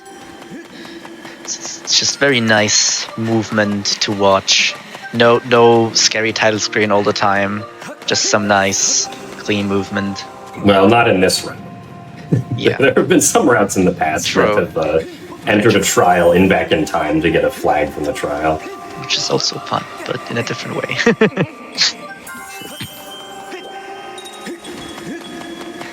I think there was even a low percent route once that did the entire Baron trial back in time. That was fun. Yes. Fun to watch for sure. Difficult to do. But fun to watch. And so we're basically just going around collecting tiers, avoiding watchers. So if we have any more donations that we want to read, we can do that right now as well. Wonderful. We have $10 from FTAB, who says, "Bucks for bonks. I will be donating $20 per bonk this run. Feel free to give me a couple extra charity bonks, Jim. Good luck." Will do. And make sure that they don't waste too much time. Of course, yeah. We have $25 from Nintendame, who says, "Hey Jim, and hey Pippy. Best of luck with the run. I know you will kill it as you always do. Thanks for always being a light in my life multiple times a week with your streams. I hope this run is a light in other lives today as you destroy Skyward Sword yet again in the name of destroying cancer. Hope Girahim plays nice today. Can't wait to see the blindfolded demise fight that never ceases to amaze. And let's get those circles!" Oh, I'm glad that everybody who wanted circles got their wish. Yes. Thank you very much, Nintendo. We can probably do one more here. Perfect. I have $20 here from Raid Spinel, who says, "Jim, is it too late to ask for Dig Spot RBM?" I think it might be a little bit late for Dig Spot RBM, yeah, unfortunately. Unfortunate timing there. Yeah, for context, Dig Spot RBM is an RBM that is potentially very useful in the Skyward Sword randomizer. Sometimes, but unfortunately it's never useful in like the actual vanilla game speedruns. Maybe.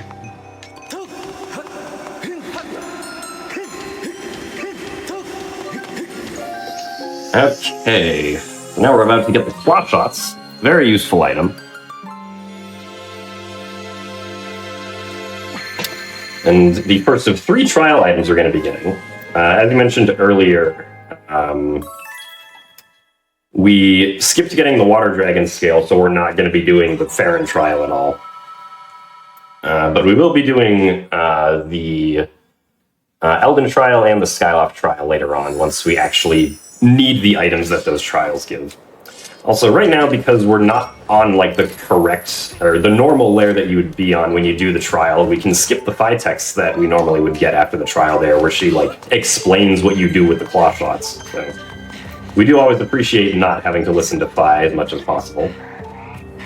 And now, because we have the claw shots, we're going to make our way over to the Sand Sea. I did check the statue back there. because we need to come back later to raise the linear mining facility, of course. So we will do that after the sand ship. And once again, as Pepper mentioned earlier, we do need the bow if we want to skip one of the uses of the beetle inside the linear mining facility. So now we got to go get the small key from Gorko up here.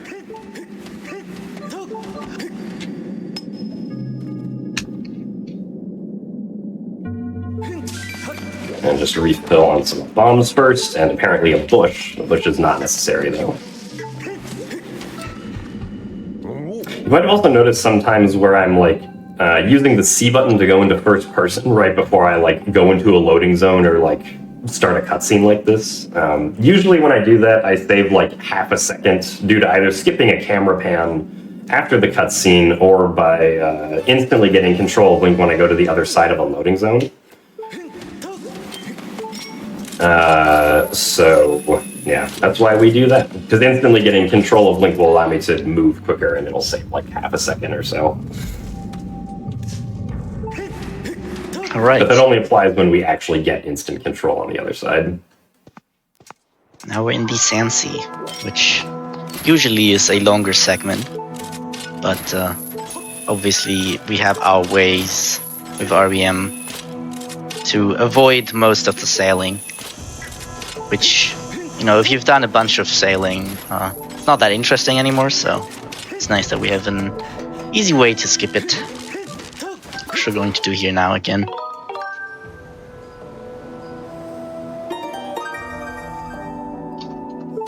Yeah, so I think this is the longest RBM that stays on Skyloft. This RBM, we need to go get the, like, gratitude crystal that is the furthest out of the way you could possibly imagine. It's the one that's all the way down where we save our loft wing, in, like, the little alcove that our loft wing is, like, stuck in near the beginning of the game. But first, of course, we have to make it nighttime, and then after we make it nighttime, we have to travel all the way down through the cave to get to the bottom part of Skyloft.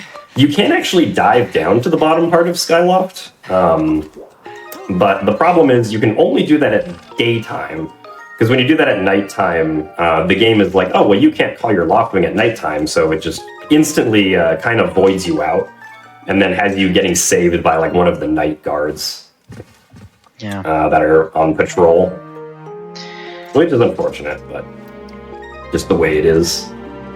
So one thing with these night back in times that we have done a bit now, the only Skyloft layer at night that actually loads is the layer that you have before getting a tunic. So it's nice that we have a file without the tunic. Obviously we need it for a lot of reasons, but this is also one. Just being able to load the night here without crashing is very important for all these gratitude crystals. That's nice. And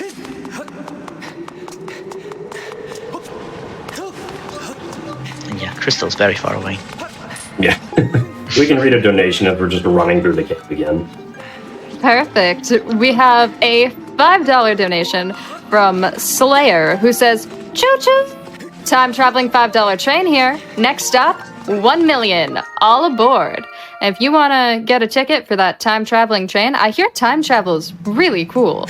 You should definitely do it. Time for one more? Not quite yet. So we're going to start our file, and we're going to go collect this gratitude crystal. And this essentially just allows us to skip the entire Sand Sea, because the scene flag that crystal corresponds to on the Sand Sea is the sand ship being docked after you normally shoot it down. But normally to shoot down the sand ship, you have to first go to Skipper's Retreat and find the ancient sea chart, and then go to the ancient harbor, it's not the ancient harbor, excuse me, the ancient shipyard, where you just kind of waste a bunch of time. And then you have to go to the Pirate's Fortress, where you can get the ability to douse for the ship, and then you can finally go find the ship and shoot it down. Yeah. But that's all really slow and kind of boring, so instead we just collect a gratitude crystal while on the title screen. More gratitude. Always like more gratitude. Yes, and so for Senship, the main thing that we need is the bow. And after we have the bow, we can go as fast as possible to beat the dungeon, which means basically actually going back in time in in the game using time shift zone, and then opening the boss door in some fashion. Yeah, and the bow we need for like a bunch of things, for example, for LMF, for the last section at the end of the dungeon, and for Skykeep. That's what we needed. Yeah, so we just gotta sail over here to where the sand ship would be docked, and we just have the A button prompt to enter the sand ship. So, dungeon number 4. Let's go. Let's go to the next station and save.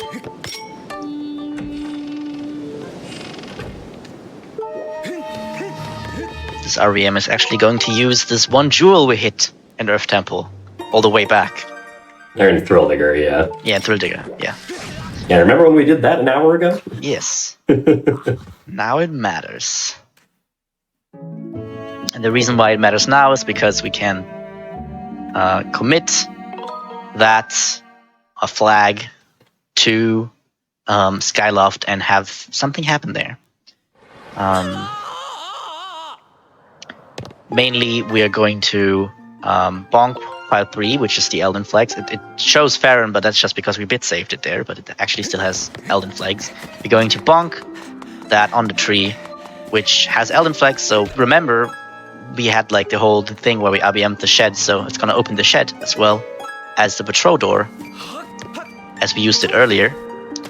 And now it also, inside of patrol, is going to spawn a chest that usually would happen like after you give Patrol 30 gratitude crystals. We don't have 30 gratitude crystals, so use that jewel flag, which corresponds to spawning the chest once we enter. Which, very nice. And then there's going to be some text there, and at the end of the text we're going to start giving us the scene flag that we're looking for, which has a very cool effect on Soundship. Select the right and then left here. And RBM on the third text box going to the fourth one. The flag is actually on the fourth one, but it's slightly faster to start the file on the third one because you have enough time to clear the fourth one and still get the flag before the file starts. And now we can continue on with Sandship. We gotta go get the first small key, and then we'll be doing a death warp to make our way back up to the top so that we don't have to like go through this whole section again.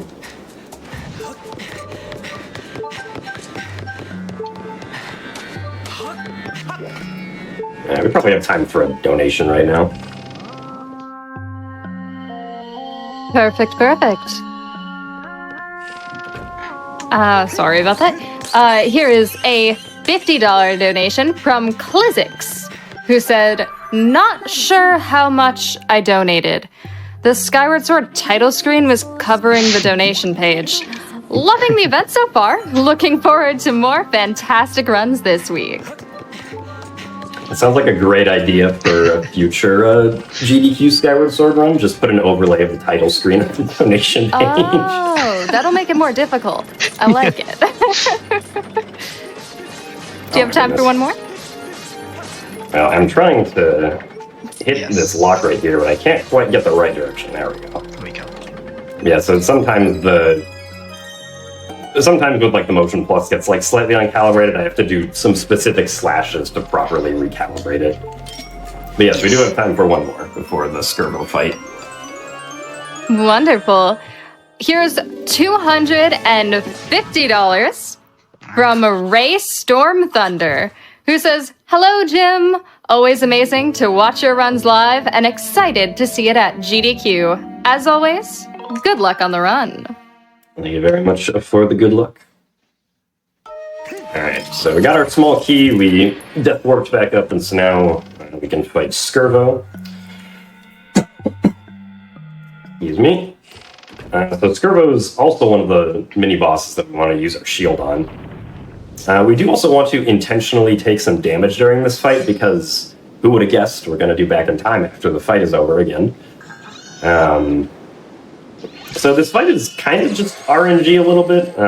Ideally, he just kind of stays vulnerable the whole time, but it's also a weird sort of balancing act because we also want him to actually attack us a little bit, which he does not seem too keen to do right now. Yeah. He just kind of keeps on being susceptible to our attacks, but hopefully he'll attack soon. Yeah, I mean, if he worst doesn't case, attack, that's still fine, but ideally he'll attack us and we don't have to take damage with our bombs. Exactly. But he's not really wanting right now. Well, Yeah. maybe last phase.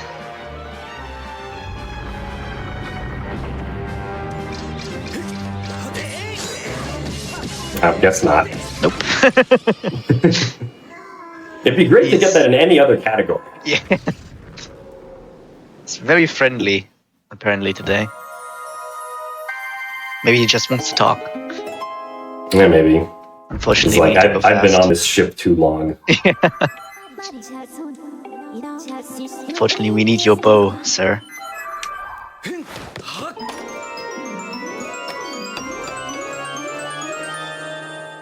Yeah, so the bow is a pretty nice item. One of the most powerful weapons in the game, actually. It one-shots a lot of enemies, specifically a lot of equivalents, which is very nice. Yeah, also with the motion controls, there's like a way where you can very quickly full charge the bow, which makes it very quick to use as well. Very nice. So yeah, the main thing that we still need to do is open the boss door and get into the past. And we're going to first deal with the boss door. I probably should have damaged down first, but... Alright. Should be fine. Yeah, so this Arbrim right here is going to be another trip to the Lumpy Pumpkin. Link has done a lot more adventuring since his last trip there, and he's hungry again. Understandable. He's not hungry for food, though. This time, he's hungry for collateral damage. Ooh. Feeling rowdy. Oh no. Oh boy. Yeah, but first we're going to do the same shenanigans to get into the sky. Actually committing file 1 flags here by selecting the statue with file 1. That's actually because it has the Lumpy Pumpkin intro cutscene already set. So when we watch the Lumpy Pumpkin intro cutscene, it won't play. And now we bit save file 2 for the Loft Wing, and then we can load into the sky again with our file that can dive. Because to get to the Lumpy Pumpkin, we have to do the difficult dive again. So yeah, that's what we're going to do now. 8, 9, 10, 11, 12, 13, 14, 15, 16, 17, 18, 19, 20. Alright. Let's go. Yeah, hopefully this time we'll get this dive fine. I think the last time I just didn't fly up high enough, like I miscounted I think my probably. flaps. So this time we should be high enough. As we're diving here, we do have time for another donation. Lovely. We have $50 from Layer 8. I wonder if that's a map layer. Who says, my definition of GDQ is gymnast donation quota. I love to donate during your runs, buddy. Good luck. 1 mil hype. Yeah. Layer 8 is actually the Skyloft layer without the Skykeep. Yeah. We do actually go on that layer this run. Yeah. Alright, So nice of that layer to donate. That's So very we do have nice. to select file 1 there to actually bring the flags back in so I didn't have to watch the intro cutscene. And here's the collateral damage that Link was hungry for. Oh boy, Jim. Very rude to just destroy the chandelier like that. Well, it's okay, because as we mentioned earlier, the stuff that we actually do in Back in Time doesn't have any effect unless it's right after we start our file. So this never actually happened, if you really think about it. And the barkeep still seems pretty angry about it, you know. But alright, I trust you. And he'll get over it. Yeah, probably. This is all just group delusion. Yes. All a dream. Link is just dreaming that and waking up, and suddenly things are changed around him. Yes, so this one opens the boss door. So the last thing we need to do is go to the past by hitting a time shift stone, which we're going to do now. Alright, so normally when you shoot this time shift stone, it gets blocked off by the Koblin, and you also kind of get stuck. Here, like out on the deck, because the game wants you to like go up these dollies to like go and unlock the time shift stone again. But we're going to be doing a trick called mast skip, where we skip having to climb up the mast and the dollies.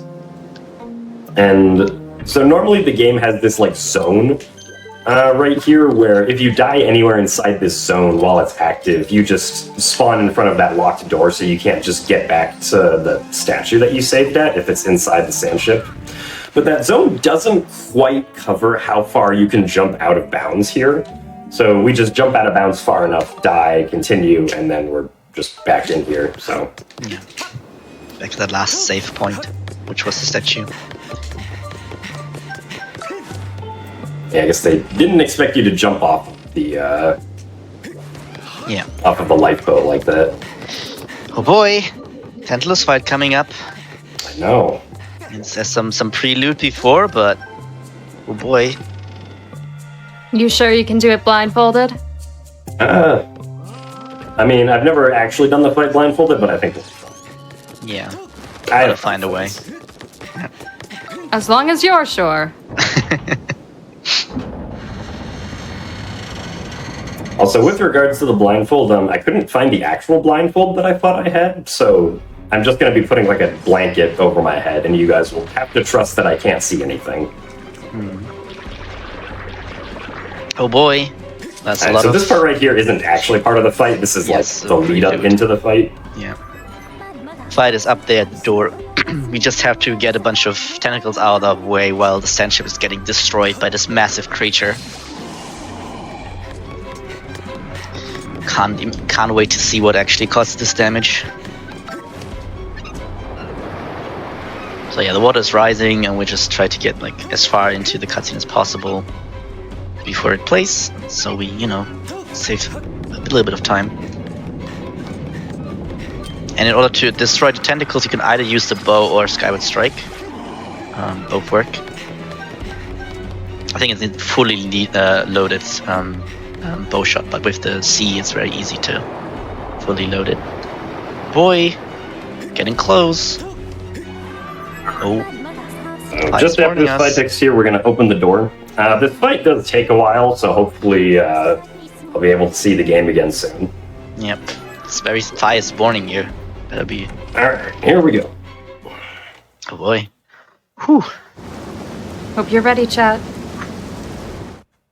Okay. Whew. Oh, whew. Alright. Okay. Whew. Whew, we did it. Good job. Good job. Whew, that was a tough one. That was Excellent a tough one, RNG, yeah. too. Yes. Just amazingly played there. I don't think we could have done that any faster. Like, it's literally I impossible. agree. Yeah. Okay, right. So, if you want to explain it, Pepper. Yeah, the reason that happened is because of the RVM, the first RVM we did with the jewel, where the jewel was important. That one allowed us to set the flag that means that we have hit the crest at the end of the dungeon. And because Tantalus, the boss fight, and the crest share the same place, it's the same area, when we enter the boss fight, the hitting the crest takes priority. So the game will be like, oh, you hit the crest because the flag is set for hitting the crest. So it will play all the stuff regarding hitting the crest, meaning we'll see the flame cutscene and beat the dungeon through that. Technically, I promise we're not going to skip the demise fight. That will actually be a properly blindfolded fight. That's the true one. That's why it wasn't a goal. Because, you know, we don't really blindfold anything.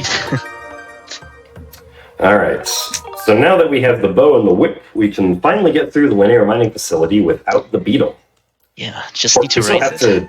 We still have to raise it up, so this is also one of the more complicated RBM sequences that we're going to be doing in this run. And it starts already here. Yeah. Yes, we need Farron flags. Now the log is coming back. The log we did while we did Farron, that we just like set aside, that Nat kindly reminded us. We need to go to Skyview back in time, so all the way there. And even more problematic, we need to get to the entrance cutscene that plays when you enter Skyview, which requires you to be on the correct layer for the map to play the intro cutscene. Right now, we actually don't have a file that has the right layer, unfortunately. So first, we're going to go into the Farron Pillar as usual. So saving a Loftbook file goes into the sky, dive into the Farron Pillar. But this time, when we enter the Farron Pillar, we actually want the cutscene that plays at the start of it, because that cutscene gives you the story flag for the right layer. So we want to watch that. Usually we skip that by switching our file, but this time we're going to keep file 2, which has not watched the cutscene, which is while it will play. And then we're going to watch it with file 2. And from that point on, due to how it works with story flags, we cannot select any file after we get that flag. Because the moment we select any file, it will update our story flags and the flag will be gone. And we cannot load the Deep Woods in the right layer for the Skyview entrance cutscene.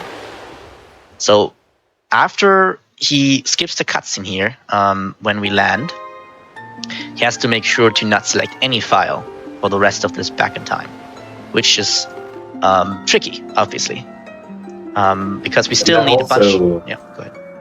That also includes I'm not allowed to go from the splash screen to the title screen, or from the splash screen to like the file selection screen, because doing that selects file 3. Yes. Or not selects file 3, but loads the data from file 3. Exactly. Yeah, so from here on out, I can't go off this screen. Yes. But thankfully, we do have the Wii Motion Plus tutorial prompt, which we can use to press the A button without having to like worry about accidentally going through to the file select screen. So thank you very much, Wii Motion Plus tutorial. Yes, very useful. And another useful thing that we have set up was actually saving file 3 in Farron. So the first time in Bit you load an area, it will load the usual scene. So the usual scene would be Farron Woods flags when we enter Farron Woods. And on those flags, we have saved file 3 flags.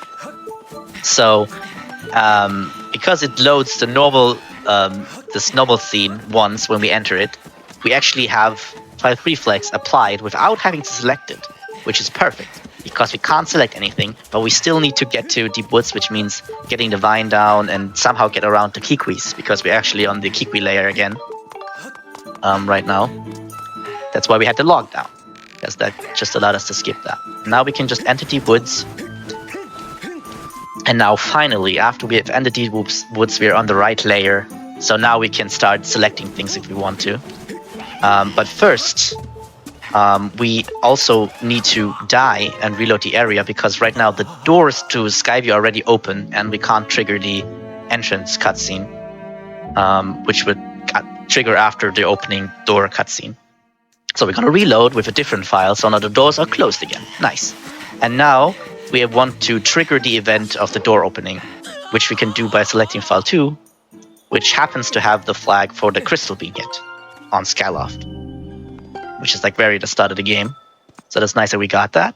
And now it's going to play the crystal hit cutscene, which teleports us here, playing the Skyview door opening cutscene. And after that, because we're on the right layer, it's going to play the entrance cutscene, setting the flag we need.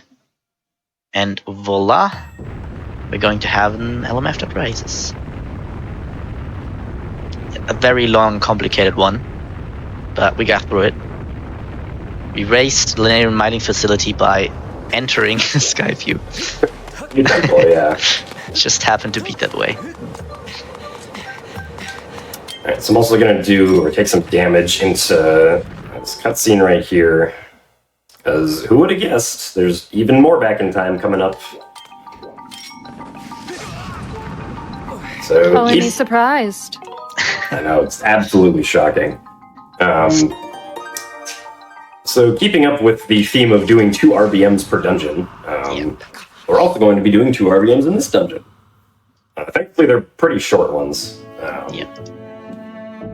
Nothing like Tentalus Skip or the opening of the Sandship boss door. Yeah, I mean, usually it is kind of a bit of the beauty of RBM as well, is that it takes some time to do.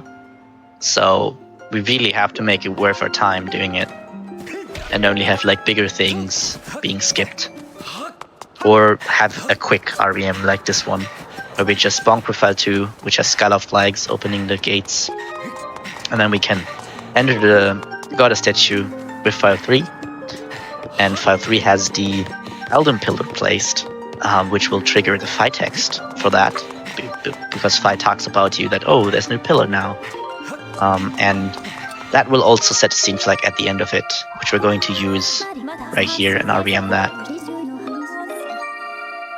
There we go. That works. I feel like the timing on that was a bit weird, but I guess we'll see. There's sometimes some lag on that text box for some reason. That can be a trick. Yeah. Alright, so this right here, our use of the whip is how we skip needing to use the hook beetle right there to drop a bomb into that little spot there. We can just barely whip the lever in time before Link like drowns in the quicksand, thankfully. Bomb refill.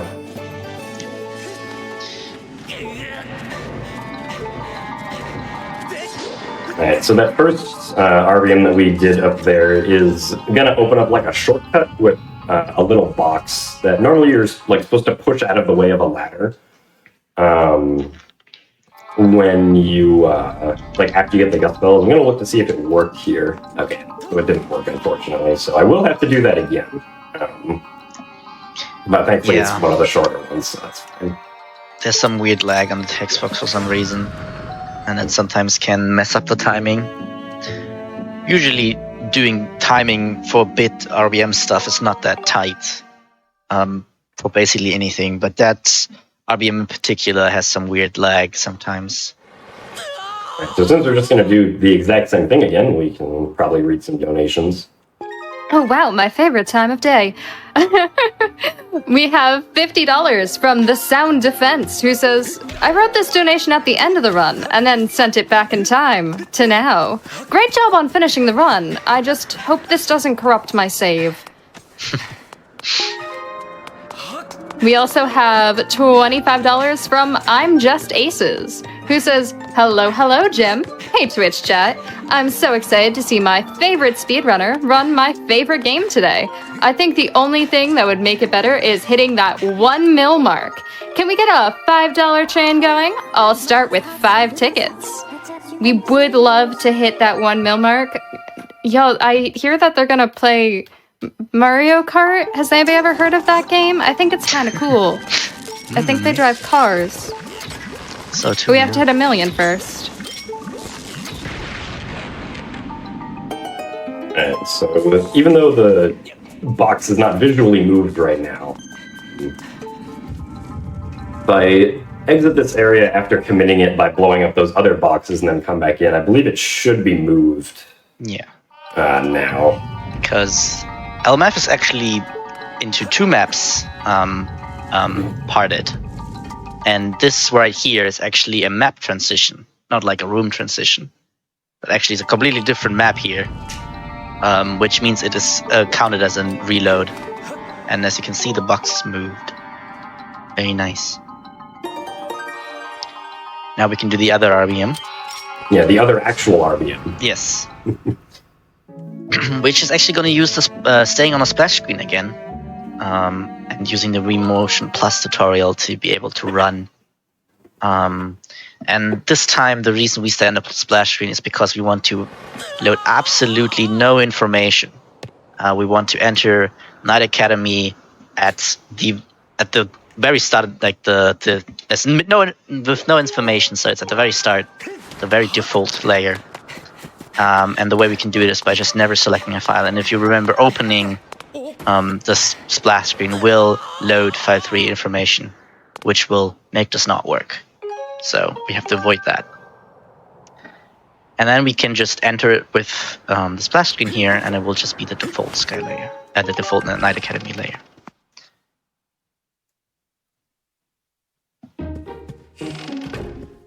Allowing us to talk with Fledge. Hey, buddy. Long time no see.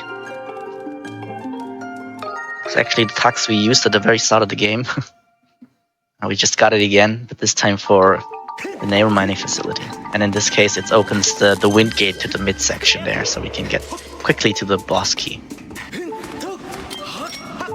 And this shortcut allows us to get quickly to the gust bellows. Yeah, otherwise we'd have to collect, like, the small key in the chest there, and then go around through, like, 2 other rooms. Yeah.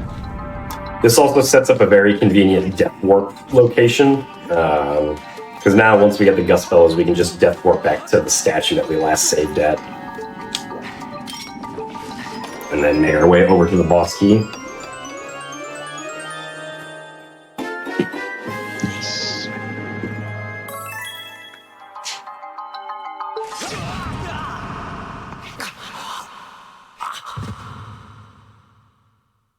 Man, Link has died so many times this run. Whoop. I know we have someone donating for bonks, but do we have anyone donating for deaths? Does anyone have a death tally? Definitely would be something. Don't want to bankrupt anyone, but it's for a good cause. Alright, so right now we have to wait for this really slow minecart to crawl all the way over to where that other like windmill propeller gate opener switch is. I don't know what to call it. But we have time for 1 or 2 more donations. Fantastic. Here is $100 from Jordan B. Tucker, who says, "Good luck on your run, Jim. Your streams are a joy to watch. Your game knowledge is always impressive, and your glitch explanation videos are so informative. Put this donation toward the blindfolded demise fight. Let's kick cancer's butt. And since we met that, reminder that we still do want to see those extra tracks for Mario Kart as well. So there's more incentives to look at." We also have $25 from Mouse of Madness, who says, "There's nothing quite so uplifting as a Skyward Sword run." Time for any more? Oh yeah, we're getting into the thick of like LMF here, so maybe after we beat Sure the thing. boss. Yeah. Alright, so this is the boss key room. A lot of cool little movement stuff actually happening here. This is probably one of like the funnest. Oh, I missed the bomb. Wow, the Right there, I bomb just somehow realized. landed there. Alright. Yeah. This is probably like my favorite room in like any dungeon of the game, like in a speedrun sense, I would say. Because we just get to constantly keep on moving around and keep doing things on our way to the boss key. So we use the claw shots back there to like skip having to climb up some vines, which is nice. Here we can use the whip to get this lever down without having to like actually run up the wall. And then we can move these platforms using the gust bellows. And the small tech right there, it's actually faster to pull out our sword instead of using the B button to like cancel using a B wheel item most of the time. Especially in this scenario where we like want to be moving really fast after we use the B wheel item. We make our way to the end here. Once again, pull out the sword and then roll over. Because the platform is still moving even after we use the gust bellows on it, we can sort of use that momentum to jump to the actual platform on the other side. And then these switches have to be hit in a specific order, but it's always the same order. So we already know what that order is. We don't have to look at the other side of the room to figure it out. Yeah. It's important to stay on the platform and not go on the safe ground. Because then when we void, we'll be put on the last safe ground that we were on, which is not the platform, so we'll be back where the boss key is.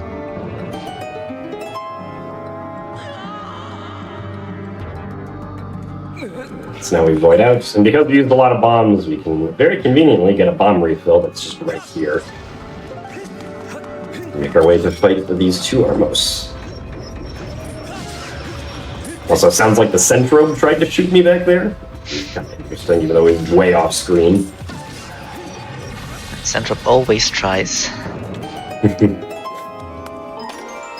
I've definitely seen a few clips of someone who like gets the boss key and then just instantly gets shot by the Centrobe. The Centrobe is really shooting just directly through the room. really trying everything. Especially in like other routes, other scenarios, you're actually on low HP because you want to death warp after the BK, like in 100%. And there the Centrobe can be really mean and reset like all the progress you did, almost. But you know, in this case we don't. We actually use the normal way to get back. Yeah, and a lot of other routes, you typically end up going to where the boss door is first, so you can save at the statue near there, and then do a death warp back. Alright, so here we just kind of have to follow the speed of the minecart. And then, but thankfully once we're over here, we can use the whip to quickly get it back over here. And then Fi's going to be like, hey, did you know that there's a boss door here? I bet you didn't know that there's a boss door here. This is the boss door. Wow. I mean, Very understandable. All the other ones, we like opened them up, you know. Like True. Maybe she was like, "Oh, this one's closed. You actually have to open it." Yeah. Wait a moment here. This boss door is also one of the only flags in the game, or like it's linked to one of the only flags in the game that you can't really RBM at. Yeah. Which is why we pretty much always have to get the boss key, or we do always have to get the boss key for the linear mining facility. Alright, now it is time for Moldorak. So I'm gonna essentially just push Moldorak back here. Well, the Moldorak attacks kind of quickly, so I'm gonna have to shoot back a little bit more here. And then as I'm pushing him back, I'm gonna continuously use the slingshot to stun his eyes, and then do 2 hits on each eye per cycle, so that the eyes stay open and I can hit them an extra time. Until the last time when I can do 3 hits, and then by just doing stabs really quickly, after the center eye becomes vulnerable, we can just easily defeat Moldorak. And that's why I backed Moldorak up all the way, because if Moldorak is against the wall, he can't like back up any further after you stab him. You can get those consecutive stabs in. So yeah, that is Linear Mining Facility. This is also the longest cutscene in the entire run, so here a donation. Wowee. Here's $5 from Fastest the One, who says, "Not the chandelier, Jim! How could you?" In all seriousness, good luck on the rest of the run and the blindfolded demise. Thank you very much. I also hope everyone enjoys the vibrating Wii Remote sounds. Oh, that's my favorite song! I know. Okay, so this car container we actually will collect. Mostly just because it's nice to have 9 hearts at the end of the run for like the final boss gauntlet. Yeah. It's very tough. And this is where we need the bow. So in this room you normally use the beetle to hit the time shift stone that's in the center of the room. The slingshot does not shoot far enough to hit it, so the only other option if you don't have the beetle is to use the bow. And also the bow is significantly faster at hitting it than the beetle, so. Yeah. So very good to have that. Now we're just gonna damage down for more bit and have a long ride over to get the harp. It'd be a good moment for another donation. Yep. Sure thing. Here's $50 from Little Baby Gator, who says, "Hey, listen! Put this blindfold on and fight Ganon. Trust me, it'll go great." I'm sure it'll be fine. Alright, so here we have another cutscene skip, similar to the one that we did at the beginning of the run, where we have like a 2-frame window for it, except we only save about 15 seconds with this one, and you don't save any time if you jump into the void, so... oops, but... Yeah, I think it was, you know, sometimes the direction, depending on which frame you get, is different when you do it like side up out. So... I think it was just... So that one just gives like a small FI text, basically. All right. Well, we beat both of the dungeons in Lanayru, so we're done with Lanayru for this run. I guess now, Song of the Hero is up next, Jim, I hope you're ready for all the stuff that we have to do there. Oh, yeah, definitely. Yes. All yes, that. one of the dungeons in the game is Skykeep, and obviously, as we all know, you need to get the Song of the Hero if you want to access Skykeep. Yeah, I mean, in order to have the trial open, you would normally, get all the songs, but... Or you could talk to the guy in the Lumpy Pumpkin. Exactly. Yeah, that works a lot better. But the RVM we did about an hour ago, where we talked to that NPC in the Lumpy Pumpkin right after we started our file, happens to correspond with the trial gate here being open. So, yeah, that single RVM saves like 50 minutes. Because none of the Song of the Hero is a dungeon, so we don't want to have to do any of it. Very nice. Very kind of that customer. Now another nice Silent Realm. This Silent Realm's a little more fun. Yeah. You get to do some cool stuff.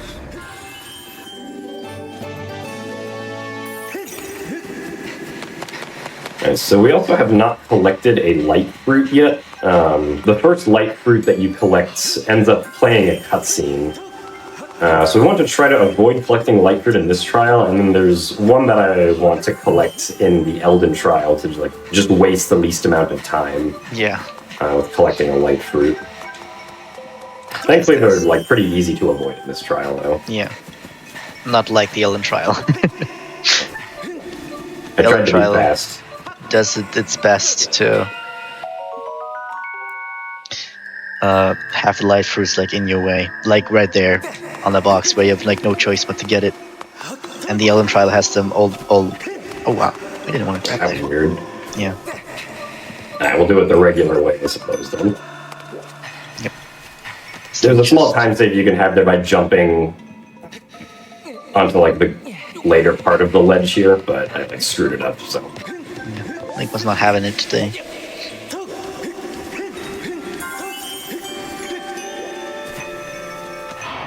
Oops. Got a little too eager there.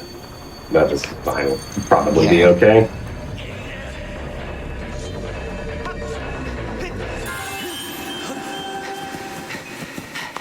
We want to make it a little bit scary, so. And now because this cycle is messed up, we have to run into that guy also. Yeah, but we already saw the statues activate, so it's not that big of a deal anymore. So whenever you get into a different sector, actually this is also right here. The waking water isn't actual water; it's just normal ground that just activates the guardians. So we can actually use it to run across Scalas and quickly get to the other side and get the tears there. Yeah, and whenever you trigger the guardians, if it's guardians you already have seen, that when you wake them, then you don't get the cutscene of them awakening. So it's not that big of a deal to have it happen again then. And so here we can kind of just jump through that fence because it doesn't have collision from the side. So nice little pseudo clip. And then we only have a few more tiers to collect. We got this one, and then we have the one all the way on top of the tower. And then, if I did it all fast enough, we can easily avoid the one watcher that circles around the top here. Yeah, he's way off on the right side. And then after we collect this here, I want to get a small hop off of the ledge here. If we do a regular jump and Link jumps all the way down to where the trial gate is, he gets stunned for a little bit. So faster to do just a little hop there and then get a roll jump off of the lower ledge. And this gives us the Stone of Trials.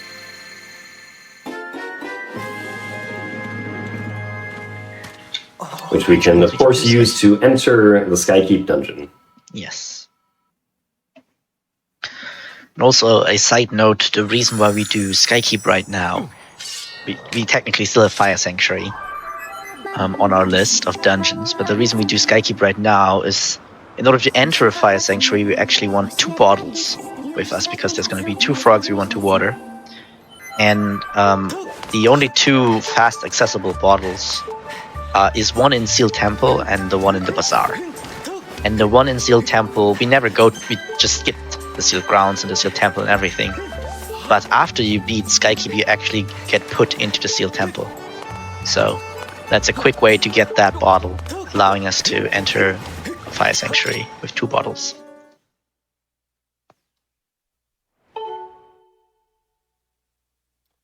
Alright, Skykeep. Very cool dungeon. Does break the 2 RBM cycle, and there's only 1 RBM we do in Skykeep. But it is a pretty long one, and it's actually one we've seen before because we just happened to want the exact same scene flag as another one that we did previously, so it'll look very familiar. Scarily familiar, so. This is also the only dungeon where they force you to get the map. So, gotta get the map. Makes sense. To make the puzzle a little bit more clear. Yeah. Thank you for cool. orienting us. I've been lost this entire run. Yeah. You're welcome, yes. It's a very cool concept of a dungeon. We're moving the rooms around in order to get to the Triforces that are in 3 different rooms across this dungeon.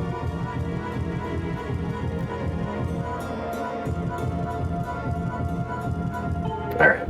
So we organize the rooms in such a way that we have the Skyview Temple room, the Linear Mining Facility room, and the Courage Trial room all lined up for us right here. And this is the layout that we want because the first trial that we will, or the first piece of the Triforce we're going to get is actually the Courage piece. Even though normally you need a small key, or the one small key in the dungeon before you can get it, the RBM that we're going to do is going to circumvent the need for that small key. Okay, so here in the Skyview room, you can use the bow to unlatch this rope and then swing across using the whip. I do want to kill these pyre-ups on the other side of the room to make sure that they don't kill me as I swing across on the rope up there. Use the claw shots to get across here. And then use the gust bellows on these last platforms. A lot of item usage in just even this first room of the dungeon. Which is why we don't want to do Skykeep until, you know, it's one of our last dungeons. And these basically all items that we get. And then here we have a void, so it's faster to die into the void instead of on the regular ground. Yep. Alright, let's see where Jim goes for this back in time. Might be very familiar. So, Link is very hungry once again. Oh no. So this is going to be yet another trip to the Lumpy Pumpkin. One would think he'd just buy enough to have leftovers at this point. Well, I don't know how many leftovers you can have for collateral damage. yeah. I think that's called debris. That's true. Oh, no. Oh. Yeah, I accidentally started file 1 when I wasn't supposed to. Yeah. We don't want to start it until after we die, because then we get that cutscene as we just saw right there, which is not very desirable. Yes. Actually, it's off Bloxy, unfortunately. That's okay, it wasn't very far in. One would hope that the barkeeper has replaced the chandelier again, and all the trouble is hopefully alright. That we caused, you know. We just bailed after last time. You know? Alright, so we're not going to select file 1 this time until I start that one. It just file 1 just happened to have a scene flag that will trigger the cutscene that you just saw last time. When you're like not in the air.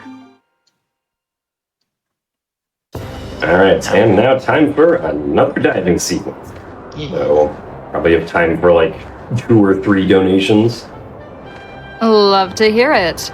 Well, in the spirit of coming back to things like an hour later, here's $25 from J-Dude, who says, "Great job on the circles. Now a PB is guaranteed." Donation to Blindfolded Demise, which I hope y'all are ready. We also have $30 from Jade Miniboo, who says, "I wish the best of happy Jade luck on your run, Jim. I'm going to give towards Blindfolded Demise, but don't forget Blindfolded Tantalus too. And when you meet the spicy meatball, make sure to tell him I'll be there to eat him. Jim W." I hope we did all of that, right? That was a checklist. Yes. We completed yes, we those. Did that. Perfect. Scaldera is sometimes referred to as the spicy meatball because he just kind of looks like a meatball that might be spicy. Well, he's on fire. I think he might be a little extra spicy. Speaking of extra spicy, it's time to cause more collateral damage in Lumpy Pumpkin. How could Poor you? guy. He just put it up again. Listen, it's not my fault he has the scene flag that we want. You need to make him angry. That poor guy. He won't remember it anyway, it's fine. Oh, nice rupee. Oh, nice rupees. You had to take his money too. Yep. Everything was there, you know? And now we're just out without repaying anything.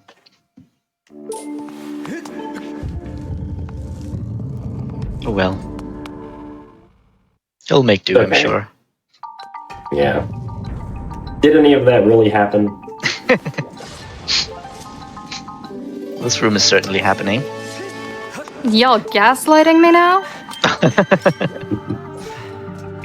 I mean, we keep going back to the title screen. Is this run even making any progress? True. I'm always seeing Skyloft. I don't know. Alright.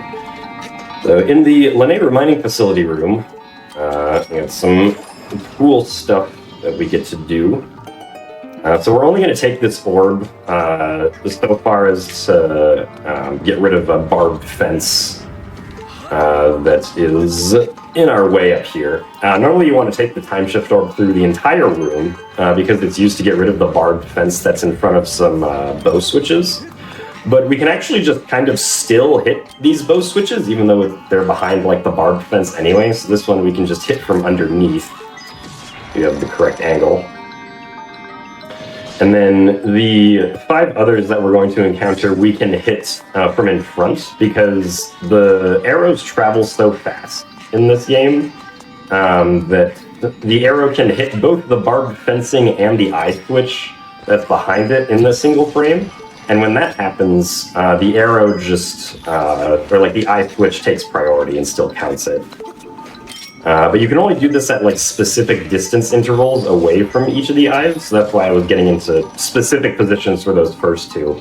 And then these last 3 very conveniently just work all from that same position in the back of the corner there.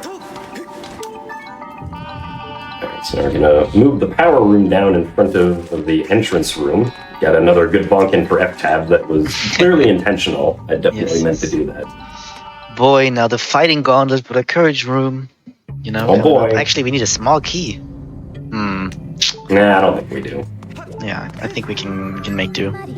But Fi will tell Master, us, look. you know.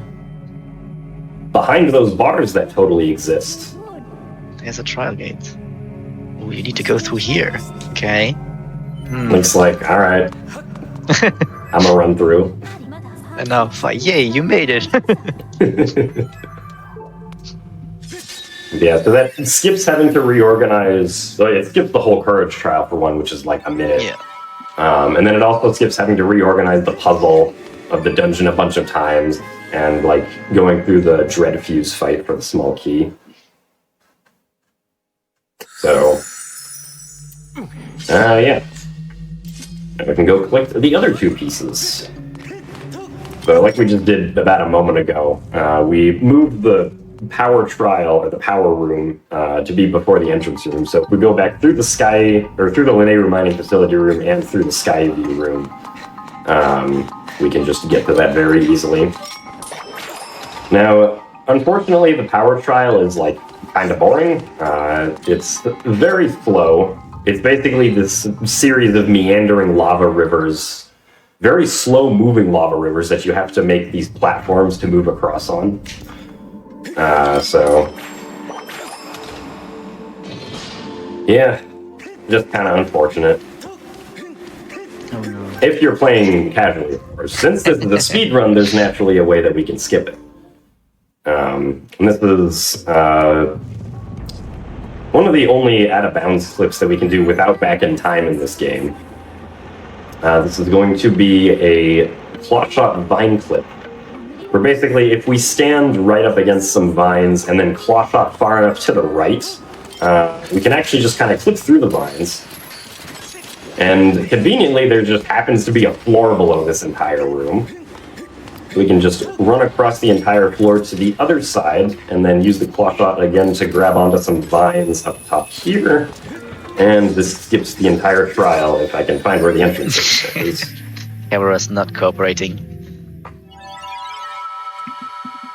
Okay. So, very cool clip.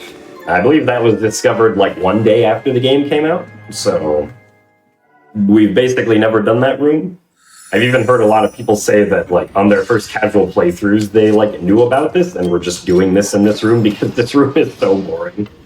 Yeah. It's a lot of platform riding. And it's also pretty easy to do. Like, it's not hard to do that clip at all. Yeah. Alright, so now the wisdom room is conveniently facing the direction that we can link up to this room right here. We can just immediately go in.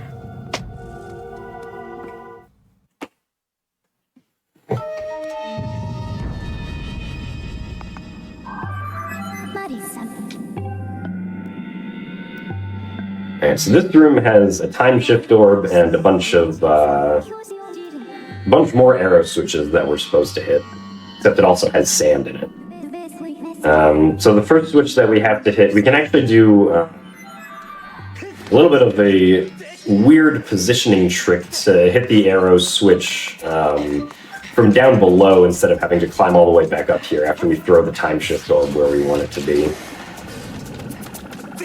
So we get rid of the barbed fencing with that, and then we stand right here and aim precisely. We can hit the arrow switch just like that, without having to go back up. And then we want to bring the time shift orb most of the way into here, but not quite all the way, so that we skip spawning some enemies. And then we do a trick here called a break slide, which allows us to move quickly in quicksand to get over here, just a smidgen quicker. Link also wants to climb up. Yep. Surprisingly, this is the only place in the run where break sliding is used. In pretty much every other run, there's at least a few more places where we get to use break sliding, but it doesn't really work out for this route. Yeah. At least there's one place where you can see it.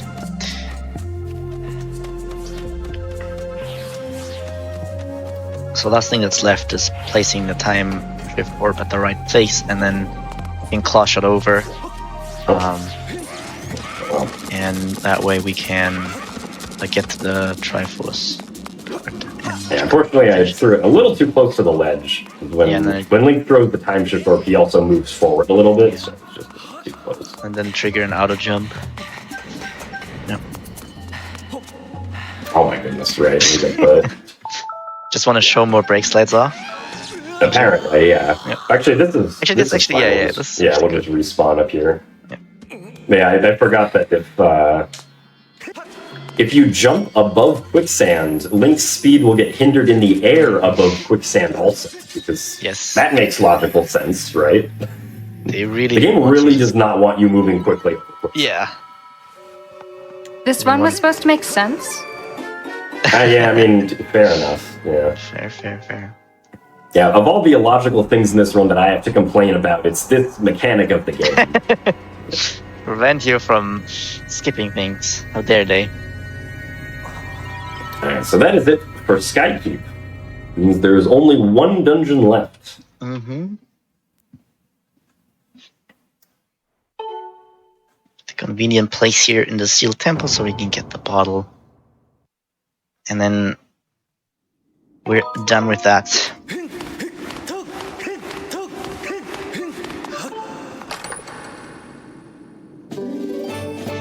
We actually also obviously have to empty it because can't really get water into a bottle that already has stuff. It would be pretty funny if the frogs just accepted revitalizing potions. Yes, that would actually be funny. But they don't. They need bottled water. Yes. So next up is actually getting more crystals. And this time actually kind of for the use of having crystals. Because we want to get a specific reward from Patrol. Because every reward from Patrol gives you a flag as well. And we actually want the first reward, which is having 5 crystals. Right now, we only did like 3 crystals RBM, so we only have 3 crystals max. And getting 2 singles is a little bit too long. But we have met Patrol and in turn saved Keekwheel, which is the kid that gets missing, starting the side quest normally. And then we slept today at the very start after getting the tunic, which means that we can talk to her mother here in this room and get 5 crystals from her for saving her daughter from the very scary man. And these 5 crystals are gonna allow us to get the reward. And it's important that we get it on 5-3 here, because we want Skyloft flags on 5-3 now. It has been in Elden and Farron, and now it's in Skyloft back. Which is nice. And I also have to tell you sad news, because we're actually going to have to kill File 2 soon. It has long helped us with the Skyloft flags, while File 3 had to do other stuff in Elden and Farron. But now we actually need the file space. So soon we have to say goodbye to File 2. It's a nice run. But first we get another bottle here and go to Elden. And the bottle lady's like, what? You don't have a bottle yet? We have an empty bottle in our inventory. Yes.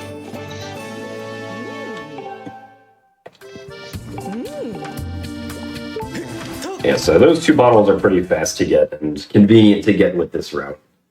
And we'll also see that the Sky Keep is just, or the northern part of Skyloft is completely gone now. Yes, layer 8. Hey. Shoutouts to Layer 8 for the donation earlier. Yes. I didn't know that map layers had wallets, but it's really convenient that they do. For sure. True. I mean, each one has a specific amount of rupees you can get. Which ones actually have the wallet upgrades? Do we know that? I think that's kind of probably the one layer inside the Crow's house. Yeah. Which would be either layer 0 or layer 1. Yeah. I'm guessing. Yeah. Can we get some donations from either layer 0 or layer 1 then? Come on, it's for a good cause. You're hoarding all these wallets.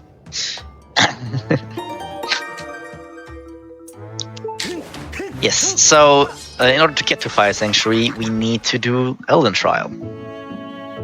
In order to need Elden Trial, we need to open Elden Trial. Which, because we can't get the song, really, we do Back in Time for it. And that's actually the reason we got the 5 crystals, so we can get the 5 crystal reward from Patrol. And it's also the moment we have to say goodbye to File 2. Will be copied over on File 3, and shortly after File 3 will be deleted to make some space. Gonna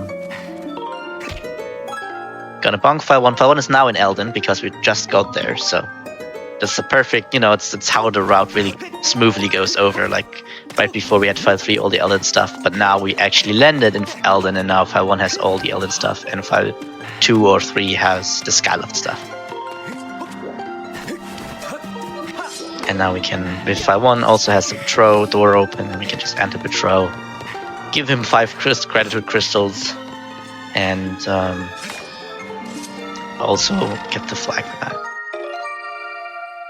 It's important that we enter with File 2 because File 2 has the 5 crystals that we got.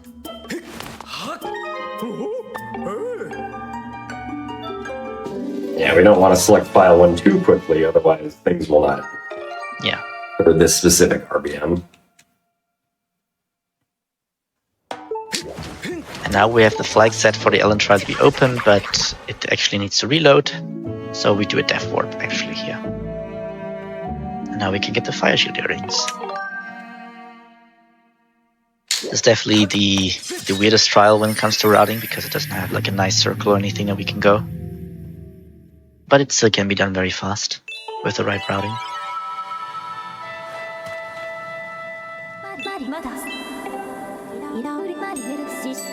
This is the final trial. It's also the longest one.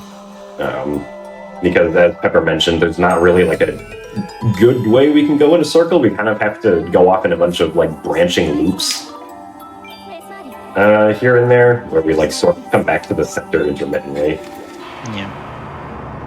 Might be a good spot for donations while we watch Jim do a very nice movement. Yep. Do you have time for a fun, longer one? Yeah, Yeah. for sure. We have $10 from Phi. And I'll try my best. But Phi says, Master Hank, I have important information. A message from the goddess has awakened deep within my memory. The goddess intended this message for you, Jet. These are her words. They who seek the incentives listen well, for I am guiding you from the edge of estimated time. You should set a course for a donation immediately. When your donation is full, your spirit will grow, and the Prevent Cancer Foundation will be entrusted with a new power. I recommend donating immediately. Thank you, Phi. Yeah, Thank you, Phi. Time for I any guess- more? Yeah, we can do a few more. Surely. We have $20 from Ketchup Chips, who says, Blindfold Wiimote Combat, let's go! That was all caps. Thank you for making me yell. There will be some blindfolded Wiimote combat, indeed. Yes. Which is very exciting. Also have $50 from Cinch, who says, always love to see gymnasts running Zelda at GDQ. Good luck on the run. Thank you very much. I can do one more. One more. Well, we have a nice, simple $50 from Party Cat. I love the idea of a cat in a party hat, saying, love watching this event, and let's get that $1 million. Hype? I agree. Would be very cool to see. Alright, so just continuing to make our way through this trial. I guess we did kind of have that interesting side hop earlier. We got down onto the lower platform from somewhere we weren't supposed to be. For some reason, this tightrope is just weird. It feels more difficult than the other tightrope. I'm not really sure why. Especially trying to get onto it can be difficult sometimes. And then here we want to specifically run up the ledge right there to avoid Link trying to grab onto it. If you run up too far to the left or right, Link will just grab the ledge to climb up onto it. Let's see if the cycle here is good. Yep, looks like it's good. We can get past the Watcher without having to wait. Yeah. You can see how we left some tiers over from our first. I mean, we just walked through here, but we left some tiers over so we can quickly get our stamina refill and reset the timer, which is very convenient for us. Okay, this one. There we let go of the vines intentionally and then repressed A to grab onto them again. So we could drop enough, because just a single flick of the Wii remote doesn't drop up far enough to get that one tier.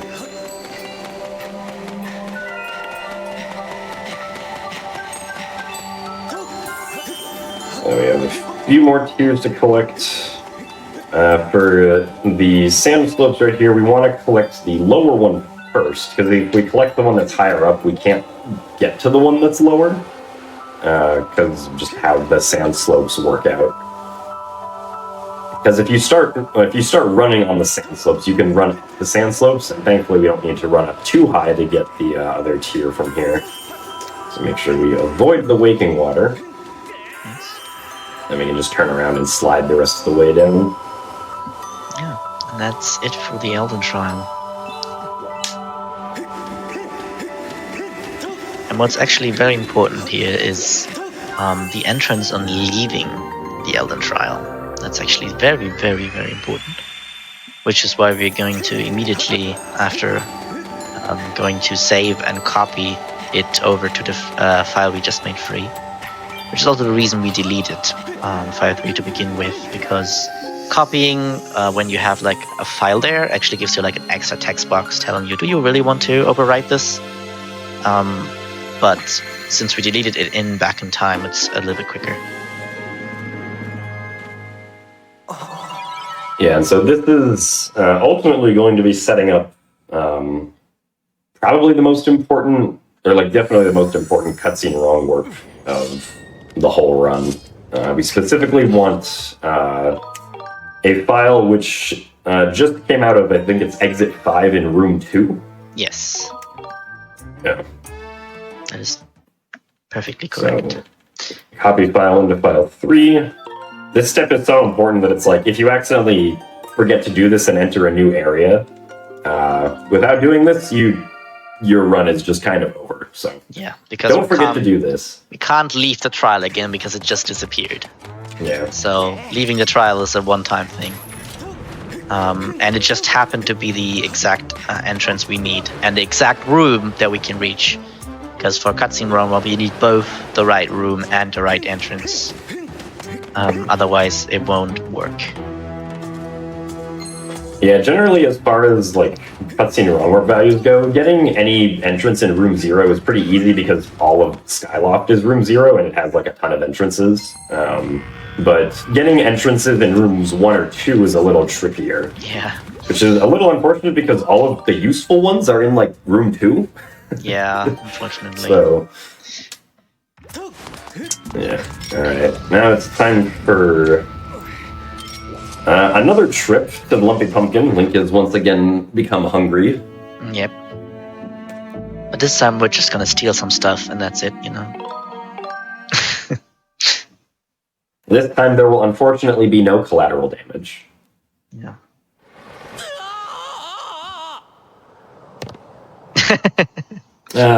Well, you know. Yeah, so the setup is the same here. If you want to explain it, Pepper. Well, yeah, I mean, it's, again, we save our file to get our love wing and, you know, dive again with a tunic file. This time we actually have file 3 also has a tunic. Remember, we just copied it. So both file 1 and file 3 would work for this. And then after that, it loads, before it loads into Sky, we switch to file 2, because now file 2 is the file. For the most of the part of the run, it was file 3, but now it's file 2, because we just copied earlier file 3 to file 2. And that has a reason for that we have file 3 now with a different file, but that will be explained later. For now, time to dive. Another dive. Our last dive to the Lumpy Pumpkin. Yes. Fortunately so. Yeah, so if we have another one donation that we can read right now. Can do. We have an apt donation for $50 from the files formerly known as 2 and 3. And they would like to say, we still have so much more to offer. This is in loving memory of files 2 and 3. Yeah. We've replaced you. Obsoleted. Yes. Copied over. Ice cold. Alright, so this time we're actually going to get one of the 2 gratitude crystals that's here on the Lumpy Pumpkin. We're going to be getting the one that's outside near the shed. So we need to change it to nighttime and then leave with file 3 here. Yeah. Any file that has Met Patrol will have the gratitude crystals here. Because actually night sky layers don't crash. There's also only one. So. What? How did we not collect it there? Yeah, I think it just kind of weirdly. That was weird. Time to do this again. Yeah. I think I somehow managed to get in between the pots. Yeah, I think it kind of like pushed the pods and pushed Link a bit, and then it was just. That's unfortunate. Yeah. Well, maybe there's more bad files that want to spend money. while we did this bit. I don't actually have more donations from files, but I do have a couple from other layers. Oh, hey. Oh, okay. See there. Specifically, one other layer. Layer 1 would like to donate $50 and say, "Hey, Gymnast, Layer 1 here. I've been trying to get you this donation, but somebody keeps stacking layers on top of me. Whoever is doing all this reverse bit magic needs to stop. It must be that darn prize wizard." And apparently, Layer 1 was not done, for they donate another $1,000. Oh, wow. And they just said, "You got the big rupee back." Yeah, that's true, we did.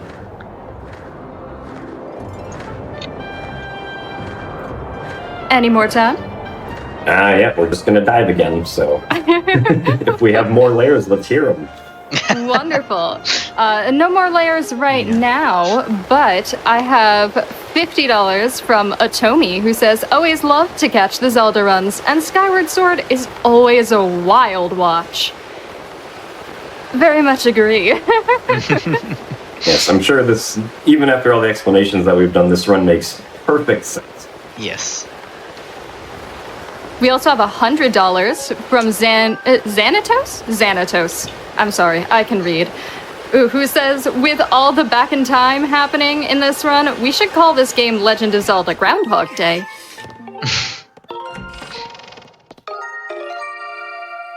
Would be pretty apt. Alright, once again, gotta sleep. I think he's tired. He can only express his gratitude once he's had a full night's rest. Yep. I'm the same. Yeah, so this RBM actually removes the big flames in front of Fire Sanctuary, allowing us to enter it. Because normally you would have to do this whole other quest where you would go back to Farron, get the big water pod, and bring that all the way over to the volcano summit to have it water the big frog, which is very slow. So we skip that with that RBM, allowing us to just water the 2 frogs. And it's not just slow, it's like impossible to do. Yes, that's true. With this route. That's also true. On top of that. Yeah. Because if you want to be able to use it for this quest, you first have to use it, or you first have to free the water dragon from the basin by dumping some Skyview spring water on her. It's important that Jim is not missing the water here in the frogs, because the thing is, the big frog isn't watered, because that's actually a story flag. Just the big flames have been removed. But the game is smart enough to know that the big frog is not watered. So the moment it sees that the big frog is not watered, it unsets that the flames are down. But for one place, because a reload is usually what updates things, for one load of this area, we actually have the flames down. So if we had to reload this area by dying or leaving and re-entering by getting water, the flames would be back up and we had to redo the RBM. So very good that we can just get the 2 bottles here. Makes it routing wise a little bit easier to get here and have the flames down. Now we're in Fire Sanctuary. Last dungeon. It's dungeon. So, Fire Sanctuary will be keeping with the theme of 2 RBMs per dungeon. Yep. These are actually some of the actual shortest RBMs. Yeah, for sure. In the game. Basically, we just have to start our file and then check a statue on Skyloft 2 times in a row. Different statues, though. So it's actually very convenient that these 2 RBMs are the shortest ones possible. Yep. All the way, the flags are layout just happen to be very convenient sometimes, and very, very inconvenient sometimes. Really depends.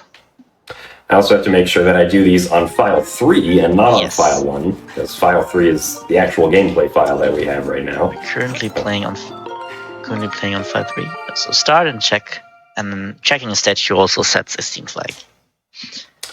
And then we can commit the flag by revealing these hidden red rupees that you didn't know about until now. Yeah.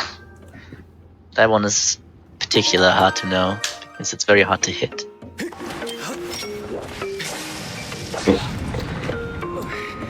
Also, just a small technical thing, but whenever we are bombing Link to reduce his health, we always want to make sure that he gets blown up in a sideways animation, because he gets up from that animation faster than if he gets blown forward or backward. Alright, the other statue we're going to do is the Lower Academy statue, which requires us getting past a gate, so we will bonk with either file 3 or file 2. Both work here actually.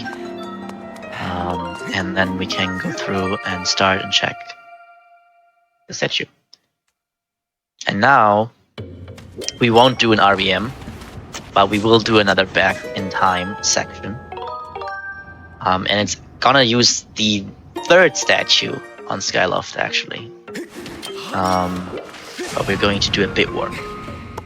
And it's been a while since the last bit warp, so let's reiterate that a bit. So bit warp basically means we save and start at the same time, which leads to the game applying the coordinates of the statue to the map and the file was on. So file 3 right now is in Fire Sanctuary, and we're going to apply the coordinates of the Upper Academy statue to Fire Sanctuary, which gonna puts us far away from the spot we were onto the bridge, Fire Sanctuary.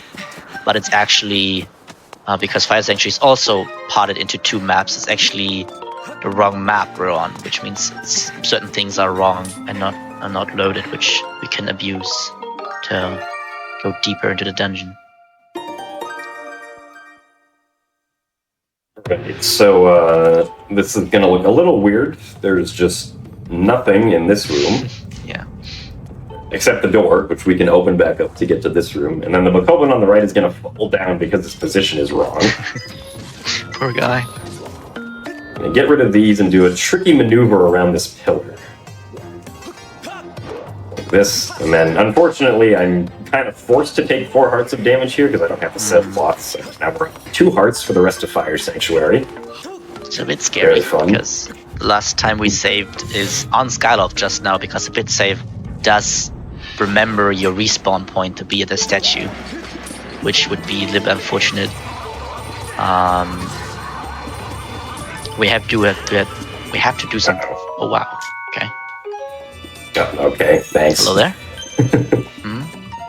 You can see hero mode also can allow you to get a bunch of treasure with. Nice showcase there, Jim. Yeah, of course. Which is nice for 100% or the play categories that needs treasure to unlock certain things like upgrades.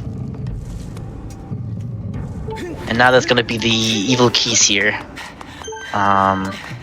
which can be very annoying.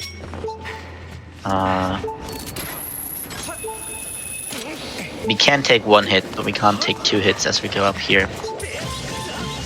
So it's often easy to just smash them. Thankfully the others are just ignoring us, so we don't have to worry about them. And So now we see those- what the RVMs did.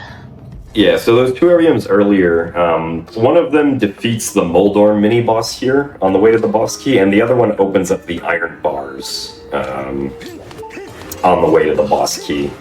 So, if we just tried to do the one of opening up the iron bars, the game is smart enough to know that if the Moldorm's not defeated but the iron bars are raised up, then that probably means that you, died to the Moldorm, and so it re-puts the iron bars down when you enter the room if you just try to RVM the iron bars being up.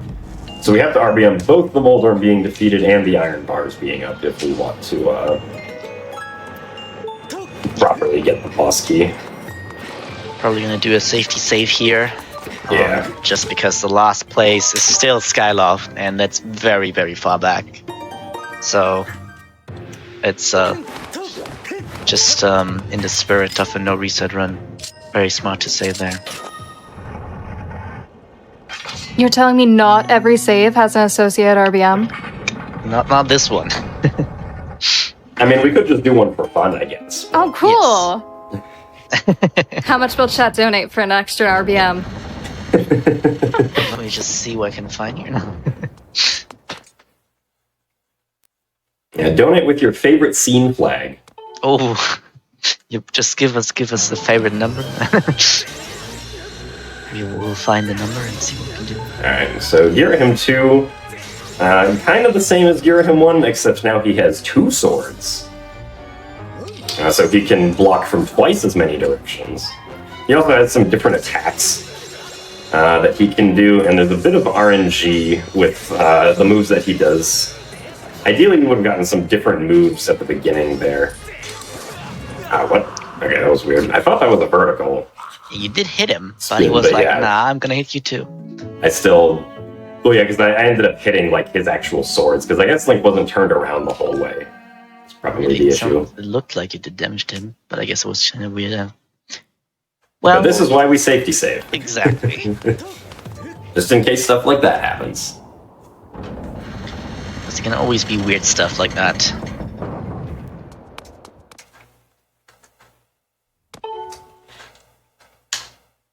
Alright, let's try that again, except this time we'll have 6 hearts. And so after this dungeon, the only thing that's left is to get to the past in order to beat the game. But we actually haven't done anything to do that. We have not raised the Gate of Time. We have not opened the Gate of Time. Can you jump, please? What is this RNG? Right, wow. Yes, so we have not raised the Gate of Time, we've not opened the Gate of Time, and that means we need to find a way to do all of that quickly or skip it all. And... okay. I've never... wow. He really is moody today. Yeah. He's like, nah, I'm not jumping. Yeah, so we need to find a way to skip all of that, and that's actually where... Apparently Girahim heard that today was the GDQ run. Wow. Decides to give us... literally crazy. Yeah, some of the worst RNG possible. Oh my god. Girahim's really trying to give us more time to hit that million and watch that Mario Kart run. What is he doing? That's crazy. I literally... that must have been the worst RNG ever. That is definitely the worst RNG I've had in, like, years. That was on crazy. That fight right there. He was like, I'm just gonna annoy you as much as I can. Anyway, so we're going to collect this heart container so that we have 9 full hearts going into the final boss gauntlet. Because we're actually gonna be able to do all the stuff that needs to get to the past in one back in time, which is skipping it all. Because yes, we actually found a way to skip the Gate of Time. If you may or may not have seen the Elusive Glitches video of Gymnast, the Gate of Time is very hard to skip. But luckily we did find a way through cutscene wrong warp. Because we can actually trigger the cutscene where you like after you open the Gate of Time, there's a cutscene that plays and that puts you into the past. And we can play the cutscene with cutscene wrong warp in back in time, which means that we will be put into the past after we did it successfully. But conveniently, these flames are back now, so we can use them for back in time. Yep. But unfortunately, also, File 1 has the right entrance. That's why we did like the whole copy stuff. We're right now playing on File 3. And File 1 has all the stuff we need, but we want File 3 in the past. So we'll have to make cutscene wrong warp a little bit more tricky to perform and add another section to it, which is going to be a file loop. But first, let's get there first. Let's get first to the Seal Temple and then talk about it again. So first, we need to save another Lovewind file here. It's important that we don't save File 3, because that would also change the entrance. So anything else goes. We'll choose File 2 here. And now we do the same thing, where we go back to the sky. But and we're gonna dive to the Farron Pillar, but this time we actually have the harp. And when you, for the first time, enter Farron Pillar after you get the harp, and the normal story event, it's gonna trigger Gru's landing in Sealed Grounds. So, you ready for a little bit of Gru's towards the end of the run, so that's nice. After 3 hours, there's finally some Bruce. Yeah. That's what we've all been waiting for. He is so kind and gives us the right layer for Sealed Temple. Which actually layer 2. For anyone wanting to, know the numbers. So he, after we finish talking to him, he'll set the flag that allows us to load Sealed Temple in layer 2. And it's the same thing, we are not allowed to reselect because it's a story flag. Selecting anything would reset the flag, so we have to make sure we stay. And we're gonna use the copy menu here, because while you're in the copy menu, you don't select any files, and you've got a few free A presses. And now inside, we're going to trigger the getting of the Ballad of the Goddess, and in turn raising the Gate of Time cutscene here, which basically gives us a free reload, still staying on layer 2 here. But we're gonna reload with file 1, meaning we have bombs allowing us to die, allowing us to do the cutscene wrong warp. And as I said, this time we want to open the splash screen as well as skip the cutscene in the right order in order to get file 3 file duped to file 1. And this is gonna be tricky.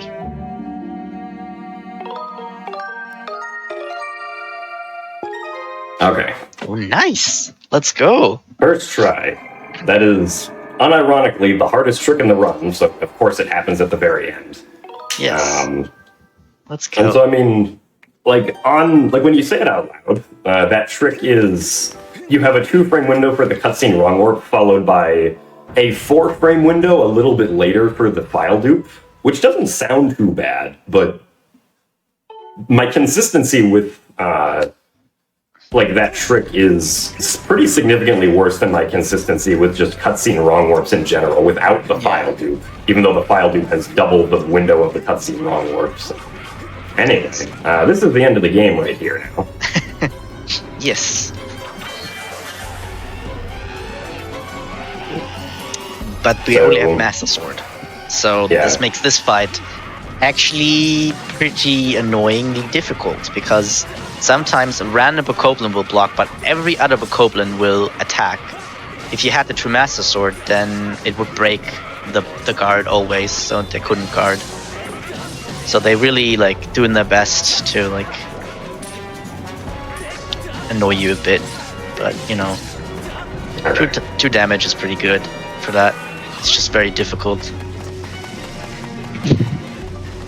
But yeah, very nice that we got the cutscene run up. We basically, by opening the tile screen while the trick happened, we loaded the information of file 3, as always when you open the splash screen, but it applied to file 1. So we now are on file 1, but with the information of file 3. Alright, good forward skip. Nice.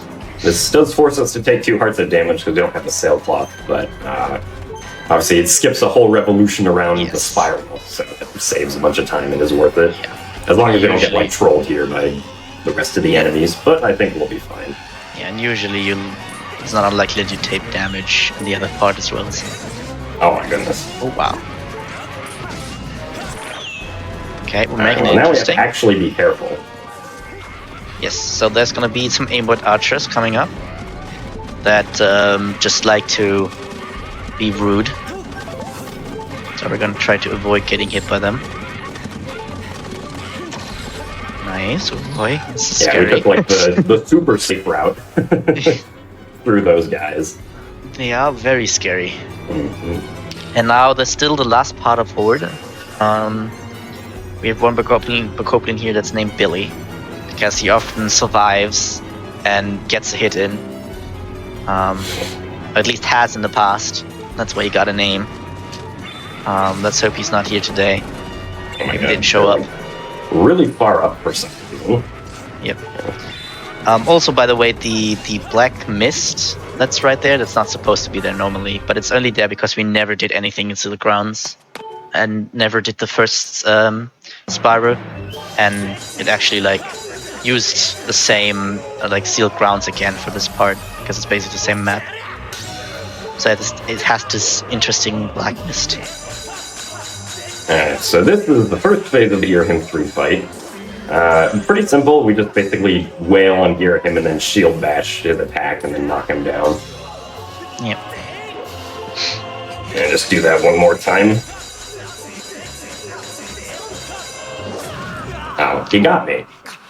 Oh, well, but this is luckily there's a fine. checkpoint. Yeah. The game sort of has like a checkpoint system for these final fights, so because we defeated the Horde,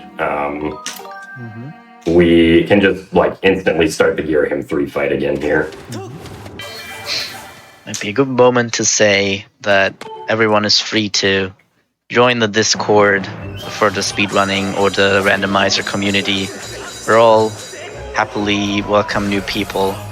I think there's a lot of interesting runs in randomizers, or the Wii, or even the HD are all unique and interesting, and definitely, worth testing out if something you like.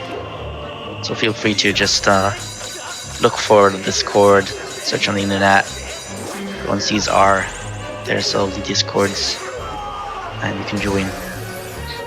Yeah. And of course, as this run is about to finish up, thank you very much, Pepper, for doing the co-commentary here with me today. And thank you very much, Pippy, for reading all those lovely donations that we had. Yep. Gotta thank chat for sending them. Yep. And yeah, thank you very thank much, Jim Chat, for sending for playing the run.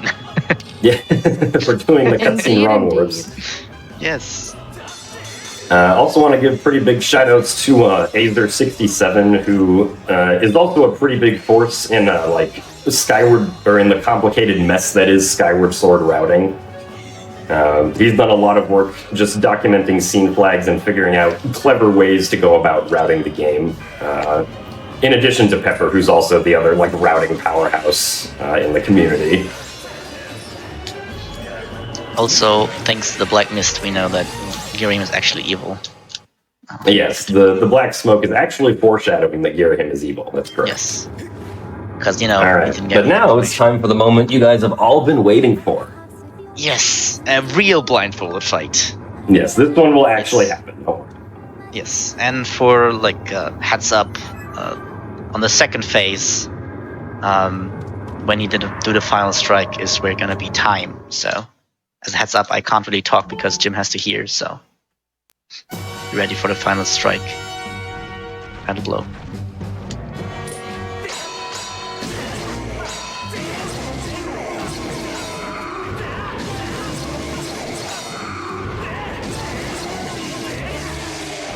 Nice first phase. All right. Good first phase. All right, so if we do this well, time will be coming up in about 20-ish seconds.